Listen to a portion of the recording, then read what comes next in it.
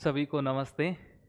तो अपन ने भौतिक प्रदेश है उसको पढ़ लिया है और आज अपन भौतिक प्रदेश की प्रश्नोत्तरी करने जा रहे हैं। और इस भौतिक प्रदेश की प्रश्नोत्तरी में अपना जो पहला प्रश्न है वो है, राजस्थान में स्थित थार मरुस्थल में पाए जाने वाले बालू का स्तूपों के संदर्भ में कौन सा कथन सही नहीं है। यानी अपन को असत्य कथन ढूंढना है। इसमें अपन को असत्य कथन को ढूंढना है, कौन सा कथन सत्य नहीं है। उसमें जो अपना पहला कथन है वह है अनुप्रस्थ बालू का स्तूप है, उसके संदर्भ में है।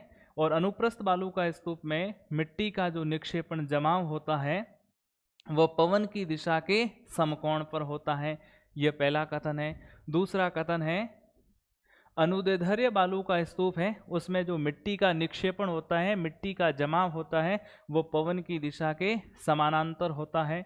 और उसके बाद में तीसरा जो कथन है वह है बरखान बालू का स्तूप के संदर्भ में, और इसमें मिट्टी का जो निक्षेपण होता है वह अर्धचंद्राकार रूप में होता है। तो अपन ने अनुप्रस्थ अनुदैर्ध्य बरखान बालू का स्तूप है इसको पढ़ रखा है।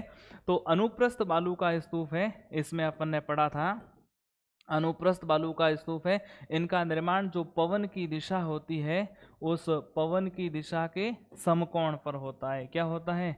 पवन की दिशा के समकोण पर होता है, या पवन की दिशा के क्या होता है, लंबवत होता है, या पवन की दिशा के 90 डिग्री के कोण पर जिन बालू का स्तूपों का निर्माण होता है उसे किस नाम से जाना जाता है? अनुप्रस्थ बालू का स्तूप के नाम से जाना जाता है।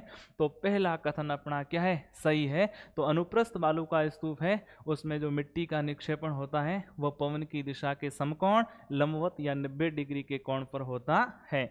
और उसके बाद में जो अगला कथन है वह है अनुदैर्ध्य बालू का स्तूप। तो अपन ने पढ़ा है अनुदैर्ध्य बालू का स्तूप है। अब अनुदैर्ध्य बालू का स्तूप में जैसे यह है, क्या है? पवन चल रही है। क्या चल रही है? पवन है। अब जिस दिशा में पवन चल रही है उसी दिशा में क्या है? जिस दिशा में पवन चल रही है उसी दिशा में ऐसे लंबे लंबे बालू का स्तूप क्या है? निर्मित होते हैं। ऐसे बालू का स्तूप क्या कहलाते हैं? अनुदैर्ध्य बालू का स्तूप कहलाते हैं। तो यह पवन की दिशा है, उस पवन की दिशा के सहारे सारे बनने वाले या पवन की दिशा के अनुदिश बनने वाले बालू का स्तूप क्या कहलाते हैं? अनुदैर्ध्य बालू का स्तूप कहलाते हैं। और अनुदैर्ध्य बालू का स्तूप को क्या बोला जाता है? अनुदिश। क्या बोला जाता है? अनु, यानी हवा की दिशा के सहारे सारे अनुदिश बालू का स्तूप। इसे बोला जाता है पवनानुवर्ती बालू का स्तूप, यानी पवन धन अनुवर्ती, यानी पवन के अनुवर्ती या पवन की दिशा के सहारे बनने वाले बालू का स्तूप पवनानुवर्ती बालू का स्तूप कहलाते हैं। तो अनुदैर्ध्य बालू का स्तूप को अनुदिश बालू का स्तूप, पवनानुवर्ती बालू का स्तूप, और इसे बोला जाता है रेखिक बालू का स्तूप कहा जाता है। पवन की रेखा में पवन के दिशा के समानांतर बन रहे हैं, इसीलिए इसे रेखिक या रेखीय बालू का स्तूप के नाम से जाना जाता है। और इसे और किस नाम से जाना जाता है? अलब बालू का स्तूप के नाम से जाना जाता है। तो अनुदैर्ध्य बालू का स्तूप ऐसे बालू का स्तूप होते हैं जो पवन की दिशा के क्या है? समानांतर, पवन की दिशा के सहारे सारे लंबे कटकों के रूप में बनते हैं, इसीलिए इसे अनुदैर्ध्य, अनुदिश, पवनानुवर्ती, रेखिक या रेखीय या अलब बालू का स्तूप के नाम से जाना जाता है। अब दो पवनानुवर्ती बालू का स्तूप होते हैं या अनुदैर्ध्य बालू का स्तूप होते हैं, उनके बीच का जो रेत मुक्त भाग होता है उसे क्या बोला जाता है? कारवा मार्ग कहा जाता है, या इसे रेत मुक्त कॉरिडोर के नाम से जाना जाता है, जहाँ से क्या है? ऊँटों का काफिला गुजरता है, और जिसे सहारा रेगिस्तान में गासी के नाम से जाना जाता है। और अनुदैर्ध्य बालू का स्तूप होते हैं, ये पश्चिमी रेगिस्तानी प्रदेश में पाए जाने वाले सबसे ऊंचे बालू का स्तूप होते हैं। और अनुदैर्ध्य बालू का स्तूप होता है, उनका जो पवनामुखी ढाल होता है वह पवनामुखी ढाल तो मंद होता है, जबकि पवनाभिमुखी ढाल यानी पवन के विपरीत वाला ढाल होता है वह क्या होता है? तीक्ष्ण होता है, तेज होता है। तो अनुदैर्ध्य बालू का स्तूप है, उसमें मिट्टी का निक्षेपण पवन की दिशा के समानांतर होता है, यह कथन सही है। अब उसके बाद में जो अगला है बरखान बालू का स्तूप। तो बरखान बालू का स्तूप अपन ने पढ़ा है, बरखान है ये तुर्की भाषा का शब्द है। कौन सी भाषा का शब्द है? तुर्की भाषा का शब्द है। और इसका अर्थ क्या होता है? इसका अर्थ होता है अर्धचंद्राकार होता है या इसका अर्थ होता है नवचंद्राकार होता है। क्या होता है? नवचंद्राकार या अर्धचंद्राकार होते हैं, यानी इसकी आकृति ऐसे अर्धचंद्रमा के समान होती है। इन बालू का स्तूप की कितनी भुजाएं होती हैं? इन बालू का स्तूप की 2 भुजाएं होती हैं। इन 2 बालू का स्तूप की 2 भुजाएं होती हैं। उन 2 भुजाओं के मध्य जब वायु का क्या होता है? घर्षण होता है। क्या होता है? वायु का घर्षण होता है या वायु का रगड़ उत्पन्न होता है। तो वायु के रगड़ या घर्षण उत्पन्न होने से इन 2 भुजाओं के बीच में एक गर्त का निर्माण हो जाता है और वर्षा जल भर जाने से एक अस्थायी क्या है? झील का निर्माण हो जाता है। और वह अस्थायी झील क्या कहलाती है? वह अस्थायी झील डांड कहलाती है या डांड कहलाती है। तो बरखान बालू का स्तूप है, इनका निक्षेपण अर्धचंद्राकार रूप में होता है, यह कथन भी सही है। तो इसमें ये नीचे कूट दिए गए हैं, केवल इसमें प्रश्न में क्या था? कौन सा कथन सही नहीं है? तो ये सभी कथन क्या है? सही है। तो केवल 3 यह गलत हो गया है, केवल 2 यह गलत हो गया है, इनमें से कोई नहीं, यह कथन क्या है? सही है, और केवल 1 यह गलत है। तो इसमें अपना उत्तर कौन सा हो गया है? इसमें अपना उत्तर हो गया है इनमें से कोई नहीं, यानी इसमें कोई भी कथन क्या है? गलत नहीं है, सभी कथन सत्य है। अब उसके बाद में जो अपना अगला प्रश्न है वह है, थार मरुस्थल में पाई जाने वाली लवणीय, दलदली व अनुपजाऊ भूमि को क्या कहा जाता है? तो इसमें जो पहला ऑप्शन दे रखा है वह कौन सा है? नेबखा। तो नेबखा क्या है? तो नेबखा है पश्चिमी रेगिस्तानी प्रदेश में पाया जाने वाला बालू का स्तूप है। क्या है? यह एक बालू का स्तूप है जो झाड़ियों के सहारे विकसित होता है। क्या है? झाड़ियों के सहारे विकसित होता है या झाड़ियों के सहारे निर्मित होता है। और उसके बाद में अगला ऑप्शन कौन सा है? बीड़ है। तो बीड़ क्या है? यह शेखावाटी अंचल में, कौन से? शेखावाटी क्षेत्र या शेखावाटी अंचल में पाई जाने वाली सार्वजनिक भूमि है। कैसी भूमि है? सार्वजनिक भूमि है या क्या है? एक चारागाह है। क्या है? चारागाह है, जिसे किस नाम से जाना जाता है? बीड़ के नाम से जाना जाता है। और उसके बाद में जो अगला है प्रश्न ऑप्शन वह कौन सा है? रन। तो यह है शेखावा नहीं, जो पश्चिमी मरुस्थलीय प्रदेश है उस पश्चिमी मरुस्थलीय प्रदेश में पाए जाने वाले जो खारे पानी के क्षेत्र है। क्या है? खारे पानी व दलदली क्षेत्र है, उसे किस नाम से जाना जाता है? रन के नाम से जाना जाता है। जैसे थोब का रण कहाँ है? बालोतरा में है। उसके बाद में जैसे है रेडाणा रण, तो रेडाणा रण कहाँ पर है? बाड़मेर में है। उसके बाद में भाखरी रण है, कहाँ पर है? बालोतरा में है। पोकरण रण कहाँ पर है? जैसलमेर में है। और उसके बाद में अगला रण जैसे लवा है, यह कहाँ पर है? जैसलमेर में है। और उसके बाद में बरमसर, बरमसर कहाँ पर है? जैसलमेर में है। उसके बाद में पड़िहारा रण, पड़िहारा रण कहाँ पर है? चूरू में है। और उसके बाद में है जखराडा रण, जखराडा रण कहाँ पर है? बाड़मेर के धोरीमना में है। तो ये रण है। तो इसमें अपना उत्तर कौन सा हो गया है? तो इसका उत्तर हो गया है रण, यानी थार के मरुस्थल में पाए जाने वाले लवणीय, दलदली व अनुपजाऊ भूमि को क्या कहा जाता है? रण कहा जाता है। अब इसमें आपको पूछे बग्गी है, तो ये बग्गी क्या है? तो ये जो गग्गर का मैदान है, कौन सा है? गग्गर क्षेत्र है। उस गग्गर क्षेत्र में पाई जाने वाली क्या है? एक चिकनी उपजाऊ मृदा है। क्या है? चिकनी उपजाऊ मृदा या मिट्टी है, वह क्या कहलाती? बग्गी कहलाती है। और बग्गी को और किस नाम से जाना जाता है? बग्गी को काठी के नाम से भी जाना जाता है। तो अपना अगला प्रश्न है, शेखावाटी क्षेत्र में मानसून के दौरान बनने वाले तालाब को क्या कहा जाता है? तो इसमें पहला प्रश्न है बीड़, तो यह नहीं होगा। बीड़ क्या है? तो बीड़ एक चारागाह भूमि है। क्या है? चारागाह भूमि है, या अपन कह सकते हैं यह एक सार्वजनिक भूमि है जो कहाँ पर है? शेखावाटी में है। कहाँ है? शेखावाटी में है। और उसके बाद में यह अगला है जोहोड़। तो जोहोड़ क्या है? तो यह कांतली नदी, कौन सी नदी है? कांतली नदी है। उस कांतली नदी के प्रवाह क्षेत्र में बनाए जाने वाले जो कच्चे कुएं है, क्या है? कच्चे कुएं है। उन कच्चे कुओं को क्या बोला जाता है? जोहड़ बोला जाता है। और इस क्षेत्र में पाए जाने वाले जो पक्के कुएं हैं, उन पक्के कुओं को क्या बोला जाता है? नाडा के नाम से जाना जाता है। जैसे यह है कांतली नदी। कौन सी नदी है? कांतली नदी। और कांतली नदी का जो क्षेत्र है, उस कांतली नदी के क्षेत्र में ऐसे क्या है? कच्चे कुएं बना दिए जाते हैं, ऐसे गड्ढे हैं वो बना दिए जाते हैं।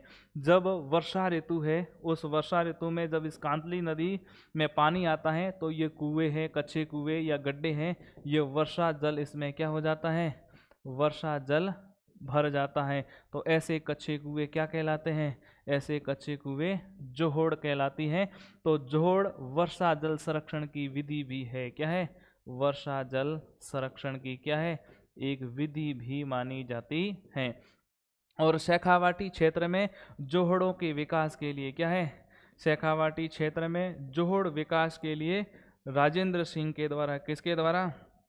राजेंद्र सिंह हैं, उस राजेंद्र सिंह द्वारा जोहड़ विकास कार्यक्रम चलाया जा रहा है। जोहड़ विकास कार्यक्रम चलाया जा रहा है। इसीलिए डॉक्टर राजेंद्र सिंह को जोहड़ वाला बाबा कहा जाता है या वाटरमैन ऑफ इंडिया के नाम से जाना जाता है। और उसके बाद में जो अगला है वह कौन सा है? खड़ीन। तो खड़ीन क्या है? तो ये पश्चिमी मरुस्थल है, या अपन कह सकते हैं पश्चिमी राजस्थान है। उस पश्चिमी राजस्थान में अस्थायी जो झीलें होती हैं, उन अस्थायी झील को किस नाम से जाना जाता है? खड़ीन के नाम से जाना जाता है। और खड़ीन यह वर्षा जल संरक्षण की विधि भी है। क्या है? वर्षा जल संरक्षण है, उस वर्षा जल संरक्षण की विधि भी मानी जाती है। अब जब खड़ीन में वर्षा जल सूख जाता है, क्या है? खड़ीन में वर्षा जल सूख जाता है, तब उसमें क्या कर दी जाती है? कृषि कार्य कर दिया जाता है। ऐसी कृषि को क्या कहा जाता है? खड़ीन कृषि के नाम से जाना जाता है। तो ये खड़ीन क्या है? यह सामुदायिक कृषि का उदाहरण भी है। सामुदायिक कृषि है, उस सामुदायिक कृषि का उदाहरण भी माना जाता है खड़ीन। तो खड़ीन अस्थायी झील है, वर्षा जल संरक्षण की विधि है और सामुदायिक कृषि का रूप भी है। और खड़ीन राजस्थान में सर्वाधिक कहाँ पर पाई जाती हैं? जैसलमेर में पाई जाती हैं। और इसका निर्माण कब प्रारंभ हुआ है? इसका निर्माण 15वीं शताब्दी में। कौन सी शताब्दी में? 15वीं शताब्दी में। और इसका निर्माण पालीवाल ब्राह्मणों द्वारा किया गया। किसके द्वारा? पालीवाल ब्राह्मणों के द्वारा। और उसके बाद में जो अपना अगला ऑप्शन क्या है? सर है। तो शेखावाटी क्षेत्र में पाए जाने वाले जो छोटे छोटे तालाब होते हैं, उन छोटे छोटे तालाब को क्या कहा जाता है? सर के नाम से जाना जाता है। तो अपना इसमें उत्तर क्या हो गया है? ये हो गया है बी नंबर ऑप्शन। तो शेखावाटी क्षेत्र में मानसून के दौरान बनने वाले तालाब को क्या कहा जाता है? सर के नाम से जाना जाता है। तो अगला प्रश्न है, घग्गर बेसिन में पाए जाने वाले जो चिकनी उपजाऊ मिट्टी है, उस चिकनी उपजाऊ मिट्टी को स्थानीय भाषा में क्या कहा जाता है? तो इसमें पहला ऑप्शन दे रखा है तोरावटी।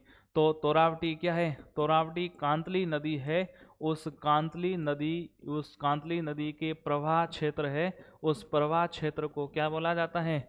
तोरावटी के नाम से जाना जाता है। और कांतली नदी कहाँ से निकलती? खंडेला की पहाड़ी से निकलती है। और उसके बाद में सीकर और झुंझुनू में बहती है। सीकर और झुंझुनू बहने के बाद में यह चूरू और झुंझुनू की सीमा पर मंडला नामक स्थान पर क्या है?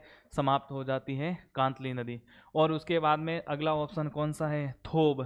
तो थोब स्थान कहाँ पर है? थोब बालोतरा में है। कहाँ है? बालोतरा में है। और थोब क्या है? एक रन है या रण है। और रन या रण क्या होता है? मरुस्थलीय क्षेत्र में पाए जाने वाले अनुपजाऊ दलदली व खारे पानी का क्षेत्र है। क्या है? खारे पानी का क्षेत्र होता है, जिसे क्या बोला जाता है? रन या रण कहा जाता है। तो थोब एक रण का उदाहरण है। यह भी नहीं होगा, यह भी नहीं होगा। उसके बाद में है बाप। तो बाप कहाँ पर है? बाप फलोदी में है। और यह भी क्या है? एक रन है या रण है, जो खारे पानी का क्षेत्र है, अनुपजाऊ क्षेत्र है, दलदली क्षेत्र है। तो यह भी नहीं होगा। और उसके बाद में अगला है, यह कौन सा है? काठी है। तो काठी क्या है? तो काठी को यह ध्यान रखना, एक काठी है और दूसरा क्या है? बग्गी। काठी और बग्गी दोनों एक ही है, तो यह गग्गर क्षेत्र में क्या है, गग्गर क्षेत्र है। उस गग्गर क्षेत्र में पाई जाने वाली जो चिकनी उपजाऊ मिट्टी है, कौन सी है, चिकनी और उपजाऊ मिट्टी है, उस चिकनी उपजाऊ मिट्टी को किस नाम से जाना जाता है, काठी कहा जाता है। और काठी को ही कहीं कहीं किस नाम से जाना जाता है, बग्गी के नाम से जाना जाता है। और घग्गर नदी के प्रवाह क्षेत्र है, उस प्रवाह क्षेत्र को भी बग्गी कहा जाता है, काठी कहा जाता है, नाली कहा जाता है, पाट कहा जाता है, सोढ़ावटी के नाम से जाना जाता है। तो इसमें अपना उत्तर कौन सा सही हो गया है, इसमें अपना उत्तर सही हो गया है काठी। तो प्रश्न क्या था, गग्गर बेसिन में पाई जाने वाली चिकनी उपजाऊ मिट्टी को स्थानीय भाषा में क्या कहा जाता है, बग्गी व काठी के नाम से जाना जाता है।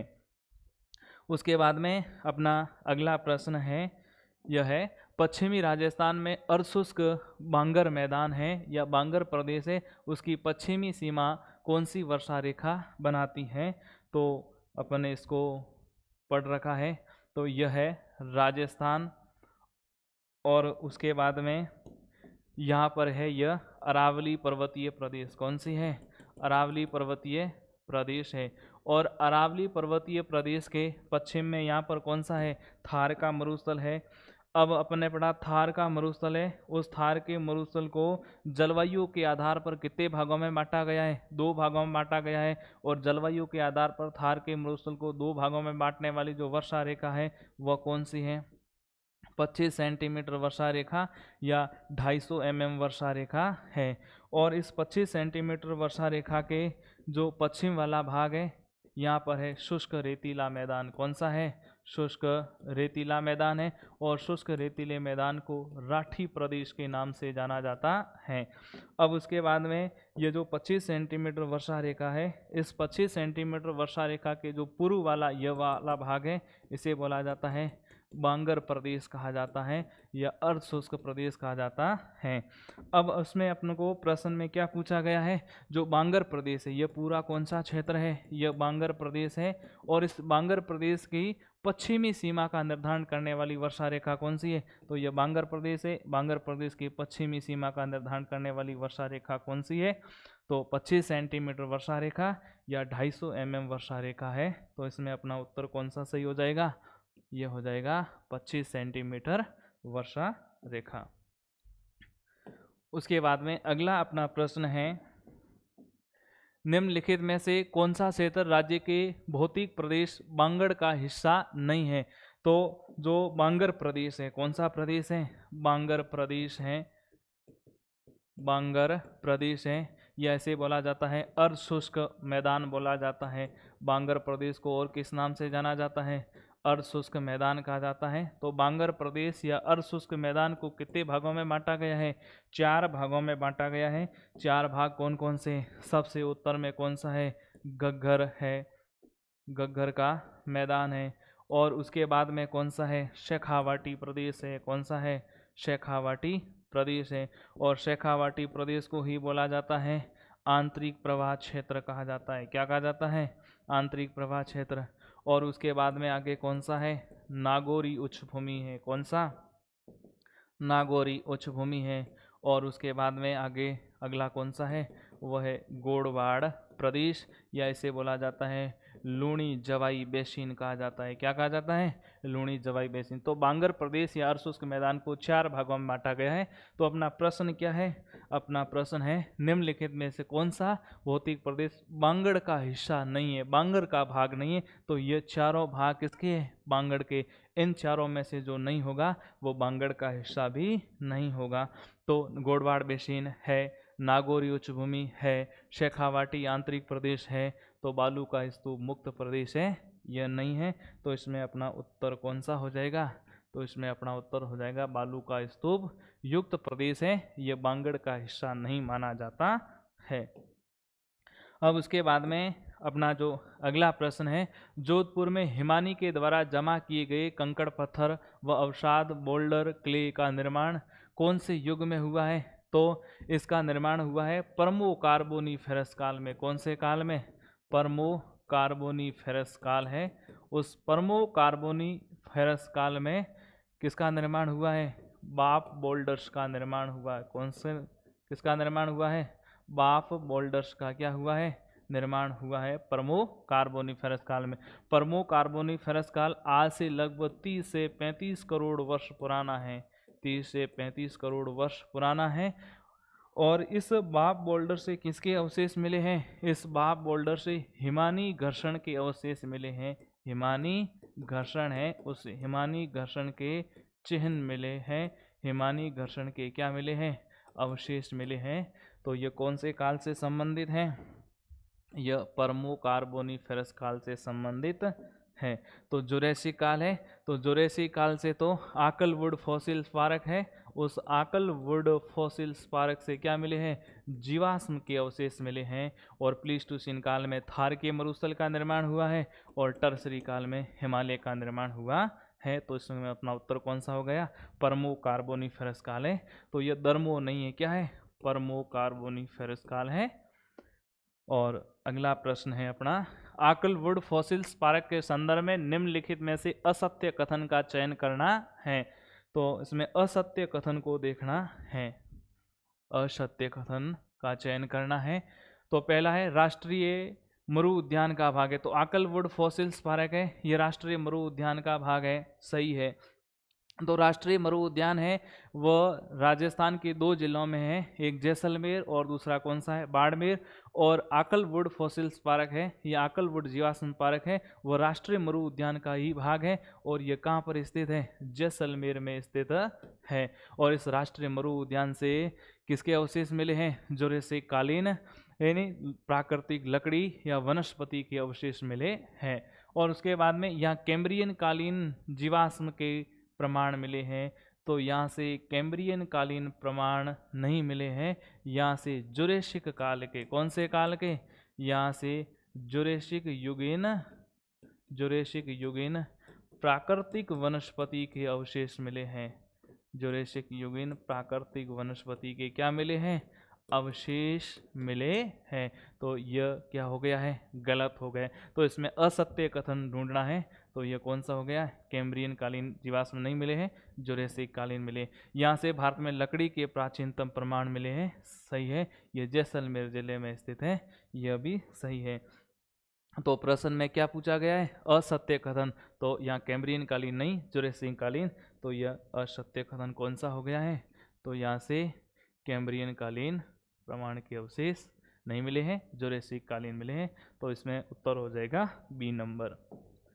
अब उसके बाद में अगला प्रश्न है, निम्नलिखित कथनों पर विचार कीजिए। तो पहला है धोरे, पश्चिमी राजस्थान के लहरदार बालू का स्तूप क्या कहलाते? धोरे कहलाते हैं। तो पश्चिमी रेगिस्तानी प्रदेश में पवन द्वारा निर्मित जो लहरदार है धोरे, लहरदार बालू का स्तूप होते हैं, उन लहरदार बालू का स्तूप को क्या कहा जाता है? धोरा कहा जाता है। यह कथन सही है। दूसरा धरियन, पश्चिमी राजस्थान में गतिशील बालू का स्तूप को क्या कहा जाता है? धरियन कहा जाता है, यह भी सही है। जो पश्चिमी रेगिस्तानी प्रदेश है और पश्चिमी रेगिस्तानी प्रदेश में विशेष रूप से जो जैसलमेर है, उन जैसलमेर में पाए जाने वाले जो गतिशील बालू का स्तूप होते हैं, धोरे होते हैं, उन धोरों को जैसलमेर में क्या कहा जाता है? धरियन के नाम से जाना जाता है। और ये गतिशील या स्थानांतरित बालू का स्तूप होते हैं, यह भी सही है। अब इसमें से यह कूट दे रखे हैं, उसमें से सही विकल्प का चयन करना है। तो कथन दोनों ही क्या है? सही है। तो इसमें पहला है कथन 1 सही है, कथन 2 गलत है, यह गलत हो गया। कथन 1 गलत है, कथन 2 सही है, यह भी गलत हो गया है। दोनों कथन क्या है? सही है। तो अपना उत्तर कौन सा हो जाएगा? सी नंबर हो जाएगा। तो यह हो गया। और दोनों कथन गलत है, यह भी क्या है? गलत हो गया है। तो बी नंबर सही है। उसके बाद में जो अगला प्रश्न है वह कौन सा है? निम्नलिखित को सुमेलित करना है। क्या है? निम्नलिखित कथनों को सुमेलित करना है। मरुस्थल है, तो मरुस्थल है, तो अपन ने ये पढ़ा है मरुस्थल राजस्थान के कुल भौगोलिक क्षेत्र का कितना प्रतिशत पर फैला हुआ है? तो वह 61.11% पर फैला हुआ है। तो यह हो जाएगा। अरावली प्रदेश कितने भौतिक प्रदेश पर फैला हुआ है? 9% है। पूर्वी मैदान लगभग 23% भूभाग पर फैला हुआ है। हाड़ौती का पठार 6.89% पर फैला हुआ है। तो इसमें अपन कूट दे रखे हैं, उन कूट में से सही विकल्प को क्या है ढूंढना है। तो ए है, ए से 3 है, तो ए से 3 ये हो गया। उसके बाद में बी से 1 है, बी से 1 है, ये हो गया। उसके बाद में सी से 4 हो गया, डी से क्या हो गया 2 हो गया। तो अपना ऑप्शन कौन सा सही हो गया है, ऑप्शन सही हो गया है 3 नंबर, ये सही हो गया। और उसके बाद में अगला ऑप्शन, अगला प्रश्न है राजस्थान में अरावली भौतिक प्रदेश में कौन सी जलवायु पाई जाती है। तो यह ध्यान रखना है, यह राजस्थान है और राजस्थान को भारतीय मौसम विभाग है, उस भारतीय मौसम विभाग के अनुसार 5 जलवायु प्रदेशों में बांटा गया। कितने जलवायु प्रदेशों में बांटा गया है, 5 जलवायु प्रदेशों में। तो यहाँ पर यह क्या है अरावली है, क्या है अरावली है। और भारतीय मौसम विभाग के अनुसार राजस्थान को कितने जलवायु प्रदेशों में बांटा गया है, 5 प्रदेशों में बांटा गया है। तो यहाँ पर जो जलवायु पाई जाती है शुष्क रेतीले मैदान में, वहाँ कैसी जलवायु पाई जाती है, शुष्क जलवायु पाई जाती है। कैसी जलवायु, शुष्क जलवायु। और उसके बाद में जो बांगर का मैदान है, उस बांगर के मैदान में कैसी जलवायु पाई जाती है, बांगर के मैदान में अर्ध शुष्क जलवायु पाई जाती है। कैसी, अर्ध शुष्क। और उसके बाद में ये जो अरावली प्रदेश है, कौन सा है, अरावली प्रदेश है, इस अरावली प्रदेश में कैसी जलवायु पाई जाती है, उप आर्द्र प्रकार की जलवायु पाई जाती है। और उसके बाद में ये पूर्वी मैदानी प्रदेश है, यहाँ पर कैसी जलवायु पाई जाती है, आर्द्र जलवायु पाई जाती है। और उसके बाद में जो हाड़ौती का पठार है, इस हाड़ौती के पठार में कैसी जलवायु पाई जाती है, अति आर्द्र जलवायु पाई जाती है। तो अपना प्रश्न क्या है, राजस्थान में अरावली भौतिक प्रदेश में कौन सी जलवायु पाई जाती है। तो अरावली में कैसी जलवायु पाई जाती है, उप आर्द्र जलवायु पाई जाती है। तो इसमें अपना उत्तर कौन सा हो जाएगा, तो इसमें उत्तर हो जाएगा उप आर्द्र जलवायु पाई जाती है। उसके बाद में अगला प्रश्न है राजस्थान में थार के मरुस्थल का निर्माण कौन से काल में हुआ है। तो उसमें डेवोनियन काल में नहीं हुआ है, यह सी नहीं है, प्री कैम्ब्रियन। कौन सा है, प्री। तो प्री कैम्ब्रियन काल में किसका निर्माण हुआ है, अरावली का निर्माण हुआ है, जो राजस्थान का प्राचीनतम भौतिक प्रदेश है। प्लीस्टोसीन काल है, तो प्लीस्टोसीन काल में थार के मरुस्थल का निर्माण हुआ है, सही है। कार्बोनिफेरस काल, यह गलत है। तो इसमें अपना कौन सा उत्तर सही हो जाएगा, तो इसमें उत्तर सही है प्लीस्टोसीन काल। प्लीस्टोसीन काल में किसका निर्माण होता है, थार के मरुस्थल का निर्माण होता है। तो अगला प्रश्न है बरखान बालू का स्तूप, यह बरबान नहीं है, बरखान है। बरखान बालू का स्तूप के संदर्भ में असत्य कथन को देखना है, असत्य कथन है उस विकल्प को चुनना है। तो बरखान बालू का स्तूप के संदर्भ में है, तो इसमें मिट्टी का निक्षेपण पवन की दिशा, पवनों के द्वारा अर्धचंद्राकार रूप में होता है। यह पहले अपने पढ़ा है, अभी समझा है। जो बरखान बालू का स्तूप है, ये तुर्की भाषा का शब्द है, जिसका अर्थ क्या होता है, अर्धचंद्राकार, नवचंद्राकार होता है। और जो बरखान बालू का स्तूप होती हैं, उनकी 2 भुजाएं होती हैं। उन 2 भुजाओं के मध्य जब वायु का रगड़ उत्पन्न होता है, तो वायु के रगड़ उत्पन्न होने से एक गर्त का निर्माण हो जाता है, और उस गर्त में अस्थायी झील का निर्माण हो जाता है। क्यों, क्योंकि उसमें वर्षा जल भर जाता है। तो ऐसी झीलें क्या कहलाती है, डांड या ढाट के नाम से जानी जाती है। तो यह क्या है, सही है। अब उसके बाद बरखान की चौड़ाई 100 से 200 मीटर व ऊंचाई कितनी होती है, 10 से 20 मीटर होती है। यह कथन भी क्या है, सही है। और उसके बाद में ये बालू का स्तूप सर्वाधिक चूरू में पाए जाते हैं, सही है। बरखान बालू का स्तूप सर्वाधिक कहाँ पाए जाते हैं, चूरू में पाए जाते हैं। चूरू के कौन कौन से क्षेत्रों में पाए जाते हैं, तो यह चूरू के पाए जाते हैं। एक तो भालेरी है, उस भालेरी स्थान पर पाए जाते हैं। रतनगढ़ है, उस रतनगढ़ में पाए जाते हैं। तो चूरू में यह सर्वाधिक पाए जाते हैं, सही है। और उसके बाद इसमें जिस दिशा से पवन आती है, उसकी विपरीत दिशा में ढाल उत्तल होता है। तो उत्तल नहीं होता है, उसका ढाल कैसा होता है, अवतल होता है। तो यह प्रश्न, ये ऑप्शन क्या है, गलत है। तो इसमें अपन को क्या ढूंढना था, असत्य विकल्प को ढूंढना था। तो इसमें यह कौन सा सही ऑप्शन हो गया है, तो ये डी नंबर सही हो गया है। यह कथन क्या है, गलत है। तो जो अर्धचंद्राकार बालू का स्तूप है इसमें आपको यह ध्यान रखना है, जैसे यह है अर्धचंद्राकार बालू का स्तूप, कैसा है, अर्धचंद्राकार बालू का स्तूप है। और इसमें यह ध्यान रखना है यह क्या है, पवन की दिशा है। और पवन की दिशा वाला जो बालू का स्तूप का ढलान होता है उसे बोला जाता है पवनामुखी ढाल। क्या है, पवनामुखी ढाल। तो यह बरखान बालू का स्तूप है, यह पवन आ रही है और यह ढाल हो गया पवनामुखी ढाल। और पवन के जो विपरीत ढाल होती है, क्या होती है, विपरीत ढाल होती है, उसे बोला जाता है पवना विमुखी ढाल बोला जाता है। क्या बोला जाता है, पवना विमुखी ढाल। जो बरखान बालू का स्तूप है उनका जो पवनामुखी ढाल होता है, क्या होता है, पवनामुखी ढाल होता है, वह क्या होता है, मंद होता है। या पवनामुखी ढाल क्या होता है, कम होता है। और जो पवना विमुखी ढाल होता है वह क्या होता है, तीक्ष्ण होता है या तेज होता है। या ढाल क्या होता है, अधिक होता है। तो पवनामुखी ढाल तेज हो गया, या इसे अपन कह सकते हैं ढाल कैसा होता है, उत्तल होता है। मंद यानी अपन क्या कह सकते हैं, यह अवतल ढाल होता है। तो इसमें कौन सा सही हो गया है, यह डी ऑप्शन है, वो क्या है, गलत है। और गलत कथन का ही चयन करना है। तो अगला प्रश्न है अपना,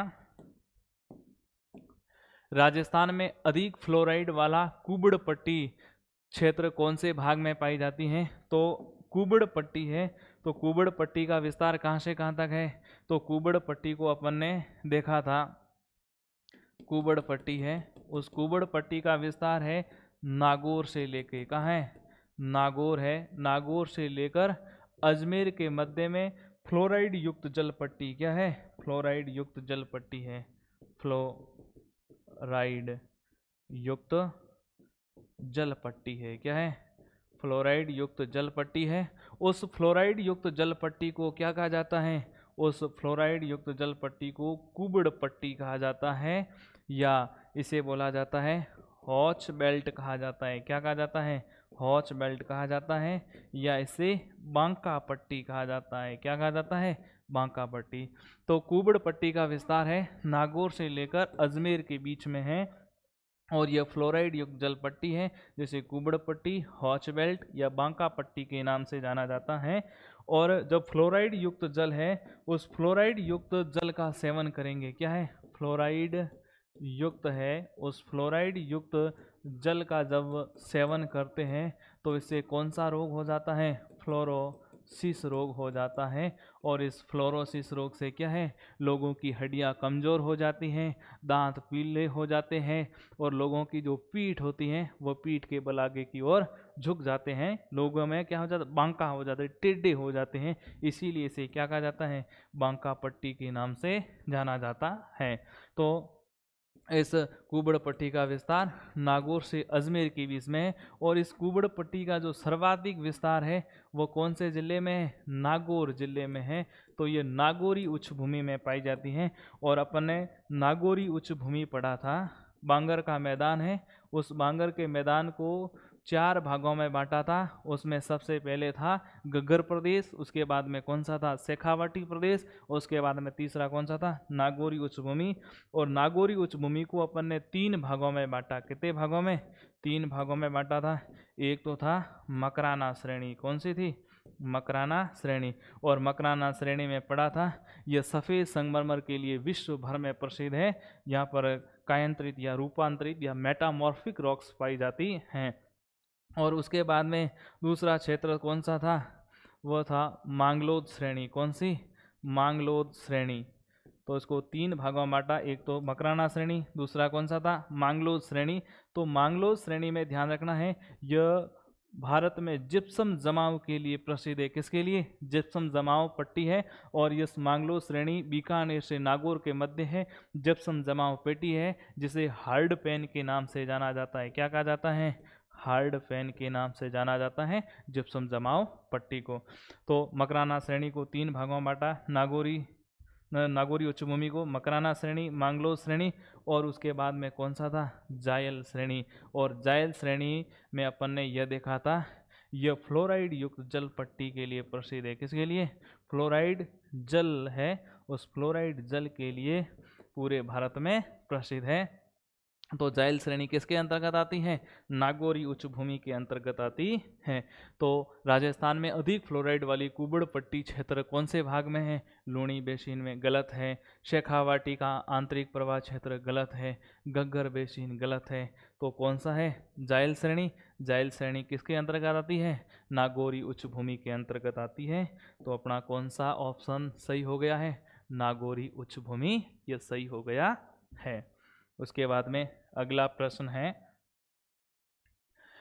महिलाओं के बालों की क्लिफ की आकृति नुमा बालू का स्तूप का प्रकार कौन सा है?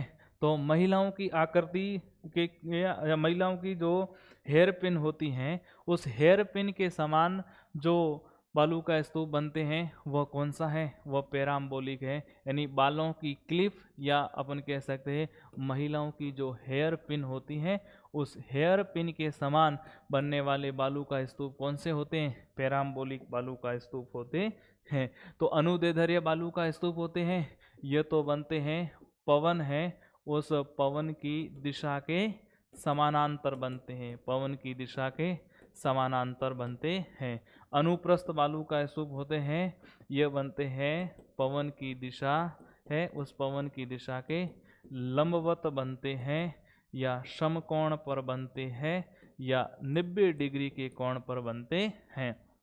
सीफ बालू का स्तूप होता है, तो सीफ बालू का स्तूप एक अनुदैर्ध्य प्रकार का बालू का स्तूप होता है। और पैराम्बोलिक बालू का स्तूप कैसा होता है? ये महिलाओं की जो हेयर पिन होती हैं या बालों की क्लिफ के समान होते हैं। और पैराम्बोलिक बालू का स्तूप है, इनके निर्माण में वनस्पति का योग भी होता है। तो अगला प्रश्न है, मरुस्थल में पहाड़ियों के मध्य स्थित जल बेसिन क्या कहलाते हैं? नखलीस्थान। पहला ऑप्शन कौन सा है? नखलीस्थान। तो नखलीस्थान नहीं बोला, नखलीस्थान को और किस नाम से जाना जाता है? तो नखलीस्थान है, इस नखलीस्थान को बोला जाता है मरु उद्यान बोला जाता है। और इसे किस नाम से जाना जाता है? ओएसिस के नाम से जाना जाता है। तो नखलीस्थान, मरुद्यान या ओएसिस क्या होता है? तो यह हरियाली क्षेत्र होता है। क्या होता है? हरियाली युक्त क्षेत्र होता है। तो मरुस्थलीय क्षेत्रों में पाए जाने वाले हरियाली युक्त क्षेत्र होते हैं, उसे क्या बोला जाता है? नखलीस्थान बोला जाता है, मरु उद्यान बोला जाता है, ओएसिस के नाम से जाना जाता है। और मरुस्थल का नखलीस्थान किसे कहा जाता है? लाठी सीरीज क्षेत्र को बोला जाता है। किसे बोला जाता है? लाठी सीरीज जो श्रृंखला है या लाठी सीरीज क्षेत्र है, उसे रेगिस्तान का क्या बोला जाता है? नखलीस्थान बोला जाता है, या हरियाली युक्त क्षेत्र कहा जाता है। तो जो लाठी सीरीज है, उस लाठी सीरीज का विस्तार कहाँ से कहाँ तक है?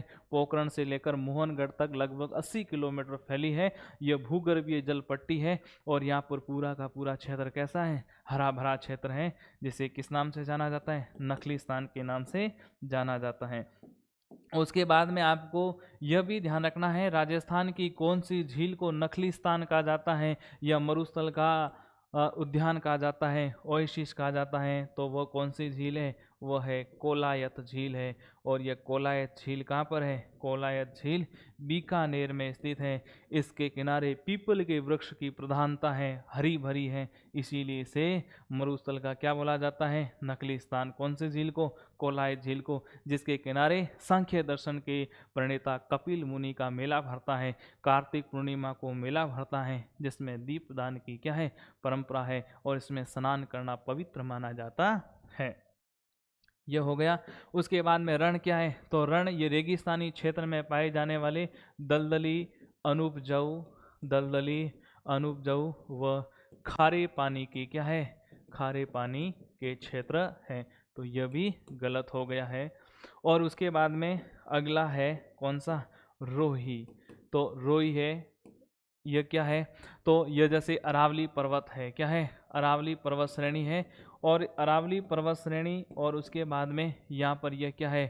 थार का रेगिस्तान है। तो अरावली पर्वत श्रेणी और उसके बाद में थार के रेगिस्तान के मध्य में यह हरियाली जो पट्टी है, उस हरियाली पट्टी को क्या कहा जाता है? रोही के नाम से जाना जाता है। तो यह भी नहीं होगा, यह भी नहीं होगा। और उसके बाद में बालसन। तो बालसन के बारे में अपने पढ़ा था, यानी ऐसा बेसिन जो पर्वतों से क्या है घिरा रहता है, और पर्वतों से घिरे हुए बीच वाला जो बेसिन है, उस बेसिन में जब वह जल भर जाता है तो इससे क्या है एक झील का निर्माण हो जाता है। ऐसी झील क्या कहलाती है?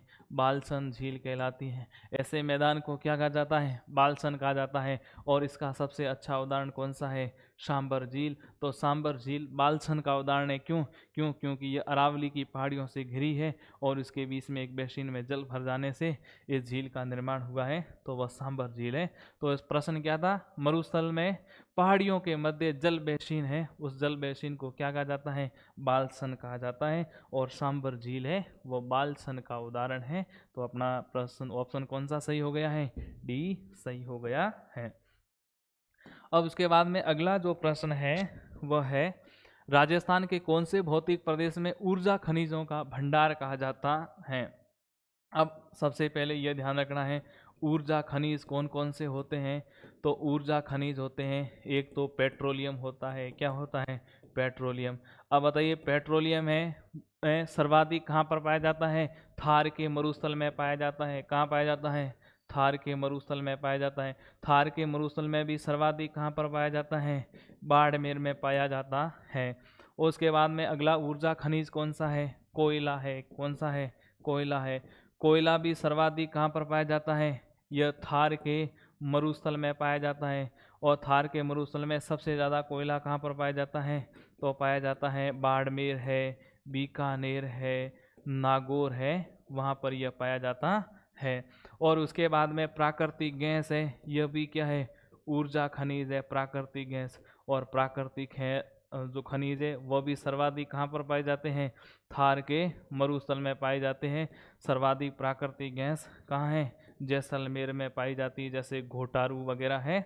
तो ये सभी ऊर्जा खनिज है, ये कहाँ पर पाए जाते हैं? कौन से भौतिक प्रदेश में पाए जाते हैं? थार के मरुस्थल में पाए जाते हैं। तो प्रश्न क्या था? थार मतलब राजस्थान के कौन से भौतिक प्रदेश को ऊर्जा खनिजों का भंडार कहा जाता है? तो ऊर्जा खनिज ये सब कहाँ पर पाए जाते हैं? ये थार के मरुस्थल में। तो अरावली गलत हो गया, थार का मरुस्थल क्या हो गया? सही हो गया है। तो थार के मरुस्थल में क्या है? ऊर्जा खनिजों का क्या है? भंडार है। तो इसमें उत्तर कौन सा सही हो गया? बी नंबर, हाड़ौती का पठार गलत है, पूर्वी मैदानी प्रदेश गलत है। अब उसके बाद में है, प्रोफेसर वीसी मिश्रा के अनुसार राजस्थान को कितने भौतिक प्रदेशों में बांटा गया है? तो प्रोफेसर वीसी मिश्रा है, इस प्रोफेसर वीसी मिश्रा ने राजस्थान के भौतिक प्रदेश का सबसे पहले वर्गीकरण किया है। राजस्थान के जो भौतिक प्रदेश हैं उन भौतिक प्रदेशों का सर्वप्रथम वर्गीकरण किया है। सर्वप्रथम वर्गीकरण किया है। और कौन सी बुक में किया है? उस बुक का नाम है राजस्थान का भूगोल। कौन सा? राजस्थान का भूगोल। और इस राजस्थान भूगोल में राजस्थान को कितने भौतिक प्रदेशों में बांटा है? 7 भौतिक प्रदेशों में बांटा है। और इस बुक का प्रकाशन कब होता है? 1968 में होता है। और इस बुक का प्रकाशन कौन करता है? इस बुक का प्रकाशन करता है नेशनल बुक ट्रस्ट के द्वारा किया जाता है। और इसमें राजस्थान को 7 भौतिक प्रदेशों में बांटा है। तो इसमें उत्तर कौन सा सही हो जाएगा? सी, 7 भौतिक प्रदेश। अब उसके बाद में अगला प्रश्न है, थार के मरुस्थल का मार्च किसे कहा जाता है? थार के मरुस्थल का मार्च। तो अपन ने कहा है रेगिस्तान का आगे बढ़ना। क्या है? रेगिस्तान है, उस रेगिस्तान का विस्तार होना, या रेगिस्तान का क्या है? आगे बढ़ना, उसे क्या बोला जाता है? रेगिस्तान का मार्च कहा जाता है। रेगिस्तान का मार्च कहा जाता है। तो आप पूछे रेगिस्तान मार्च किसे कहा जाता है? रेगिस्तान का आगे बढ़ना, रेगिस्तान का विस्तार होना, या अपन कह सकते हैं मरुस्थलीकरण होना। क्या होना? मरुस्थलीकरण। और मरुस्थलीकरण की प्रक्रिया को क्या कहा जाता है? रेगिस्तान का मार्च कहा जाता है। तो प्रश्न क्या है? थार के मरुस्थल का मार्च किस दिशा में हो रहा है? तो दिशा पूछे तो कौन सी है? जैसे यह कौन सी दिशा है? उत्तर दिशा है। यह कौन सी दिशा है? दक्षिण दिशा है। यह कौन सी दिशा है? पश्चिम दिशा है। यह कौन सी दिशा है? पूर्व दिशा है। अब उसके बाद में उत्तर और पश्चिम के मध्य की दिशा है, इसे क्या बोला जाता है? इसे बोला जाता है वायव्य कोण बोला जाता है। और उसके बाद में उत्तर और पूर्व के मध्य की जो दिशा है उसे क्या बोला जाता है? ईशान के नाम से जाना जाता है। और उसके बाद पश्चिम और दक्षिण के बीच की जो दिशा है उसे क्या बोला जाता है? उसे बोला जाता है नैऋत्य कोण बोला जाता है। और उसके बाद में पूर्व और दक्षिण के मध्य की जो दिशा है उसे क्या बोला जाता है? आग्नेय बोला जाता है। तो इसमें अब ऑप्शन देखना है अपन को, थार के मरुस्थल का मार्च किस दिशा में हो रहा है। अब सबसे पहले यह ध्यान रखना है, जैसे ये राजस्थान का मानचित्र है, यहाँ पर क्या है? अरावली पर्वतमाला है और रेगिस्तान लगातार किस दिशा में बढ़ रहा है? इस अरावली की ओर बढ़ रहा है। और अरावली क्या है? इस रेगिस्तान को आगे बढ़ने से रोकती है, यानी मरुस्थलीकरण के प्रसार है और उस प्रसार को रोकने में का कार्य कौन करता है? अरावली। क्यों? क्योंकि ये दीवार की तरह आगे खड़ी है, इस वजह से रेगिस्तान आगे नहीं बढ़ रहा है। तो कौन सी दिशा में हो रहा है? तो ये उत्तर दिशा है, यह दक्षिण दिशा है, यह पश्चिम दिशा है, यह पूर्व दिशा है। अब इसमें अपन को यह देखना है, तो मरुस्थल का विस्तार इस दिशा में हो रहा है, यानी पश्चिम से पूर्व की ओर है। तो इसमें पश्चिम पूर्व ऐसा नहीं दे रखा है, तो इसमें दे रखा वायव्य से ईशान, वायव्य से ईशान सही है। उसका नैऋत्य से वायव्य, नैऋत्य कौन सी? नैऋत्य है, नैऋत्य से वायव्य, यह गलत है। उसके बाद में आग्नेय से वायव्य, तो आग्नेय है, आग्नेय से वायव्य, यह गलत हो गया है। उसके बाद में ईशान से आग्नेय, तो ये हो गई ईशान है, ईशान से किस दिशा? आग्नेय, यह भी गलत हो गया है। तो वायव्य से ईशान की ओर, यह सही है। उसके बाद में अगला प्रश्न है, थार के मरुस्थल का भारत और पाकिस्तान में क्रमशः हिस्सा। तो थार का मरुस्थल है, यह भारत में कितने प्रतिशत फैला हुआ है? यह फैला हुआ है 85%। और पाकिस्तान में कितना फैला हुआ है? 15%। जो थार का मरुस्थल पाकिस्तान में है उसे किस नाम से जाना जाता है? उसे चोलिस्तान के नाम से जाना जाता है। तो इसमें क्रमशः पूछा है भारत और पाकिस्तान, तो 85% व 15%। 15%, 85% गलत है। क्यों? क्रमशः पूछा है, तो पहले भारत का ये गलत है, यह भी गलत है, यह भी गलत है। 85 और 15, ये डी ऑप्शन क्या हो गया है? सही हो गया है। उसके बाद में अगला प्रश्न है अपना, प्रतापगढ़ किस क्षेत्र का भाग है? प्रतापगढ़ किस क्षेत्र का भाग है? तो कांठल का मैदान, छप्पन का मैदान, गोंडवाना लैंड, फोराट का पठार है। तो अपन ने पढ़ा था माही बेसिन, किसके बारे में पढ़ा था? माही बेसिन या माही का मैदान है, उस माही के मैदान को पढ़ा था। और माही के मैदान को अपन ने कितने भागों में बांटा था? माही के मैदान को अपन ने 3 भागों में बांटा था। एक तो था छप्पन का मैदान, कौन सा था? छप्पन का मैदान। और उसके बाद में दूसरा कौन सा था? कांठल का मैदान, कौन सा था? कांठल का मैदान। और तीसरा कौन सा था?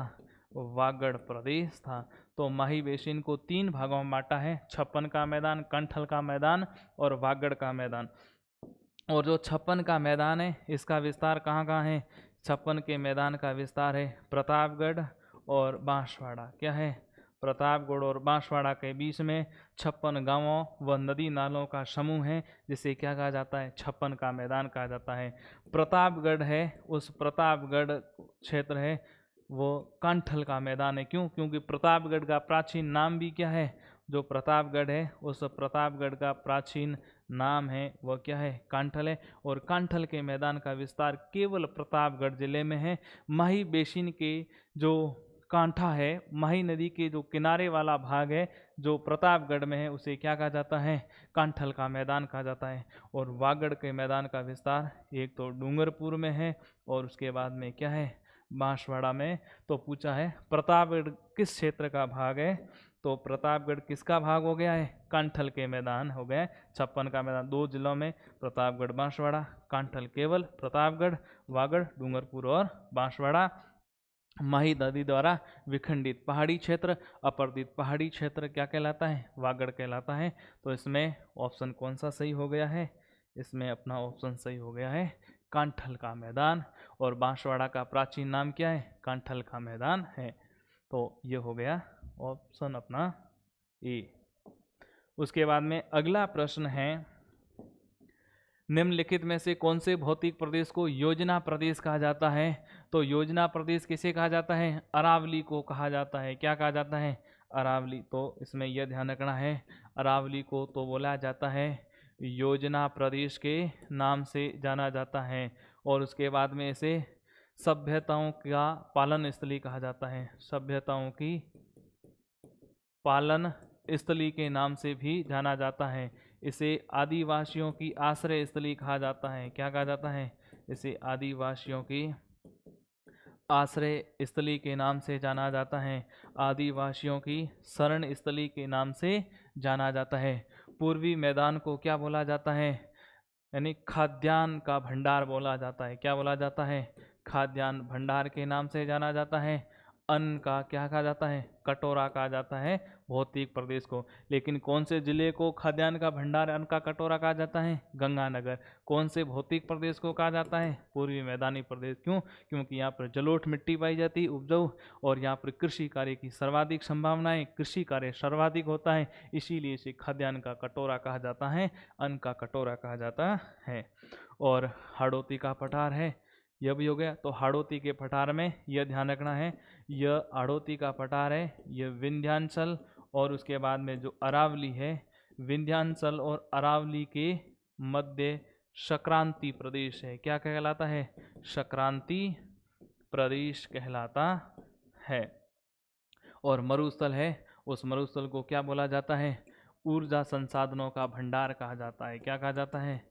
ऊर्जा संसाधन और ऊर्जा संसाधनों का भंडार कहा जाता है। तो कौन से प्रदेश को योजना प्रदेश कहा जाता है? तो अरावली है, उस अरावली को योजना प्रदेश कहा जाता है। तो इसमें उत्तर हो गया डी नंबर। उसके बाद में अगला प्रश्न है अपना, अरावली के महत्व परिप्रेक्ष्य में, परिप्रेक्ष्य यानी संदर्भ, अरावली के महत्व के संदर्भ या परिप्रेक्ष्य में निम्नलिखित में से कौन सा या कौन से कथन सत्य है? यानी अपन को सत्य कथन ढूंढना है।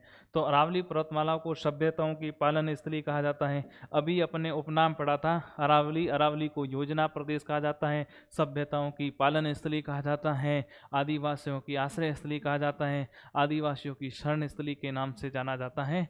तो ये क्या है? सही है, सत्य कथन ढूंढना है। उसके बाद अरावली मरुस्थलीकरण को रोकती, यह भी अपन ने पढ़ा है अभी। जैसे यहाँ पर यह क्या है? अरावली पर्वतमाला है। क्या है? अरावली पर्वतमाला। और अरावली पर्वतमाला के पश्चिम में यहाँ पर कौन सा है? थार का मरुस्थल है।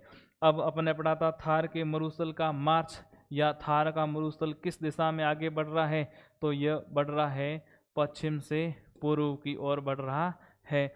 और यह जब आगे बढ़ता है तो आगे क्या है? ये अरावली आ गई, और अरावली इस थार के मरुस्थल को आगे बढ़ने से क्या है? रोकती है। क्यों? क्यों ये दीवार की तरह अरावली आगे खड़ी है, इसीलिए थार का मरुस्थल आगे नहीं बढ़ पाता है।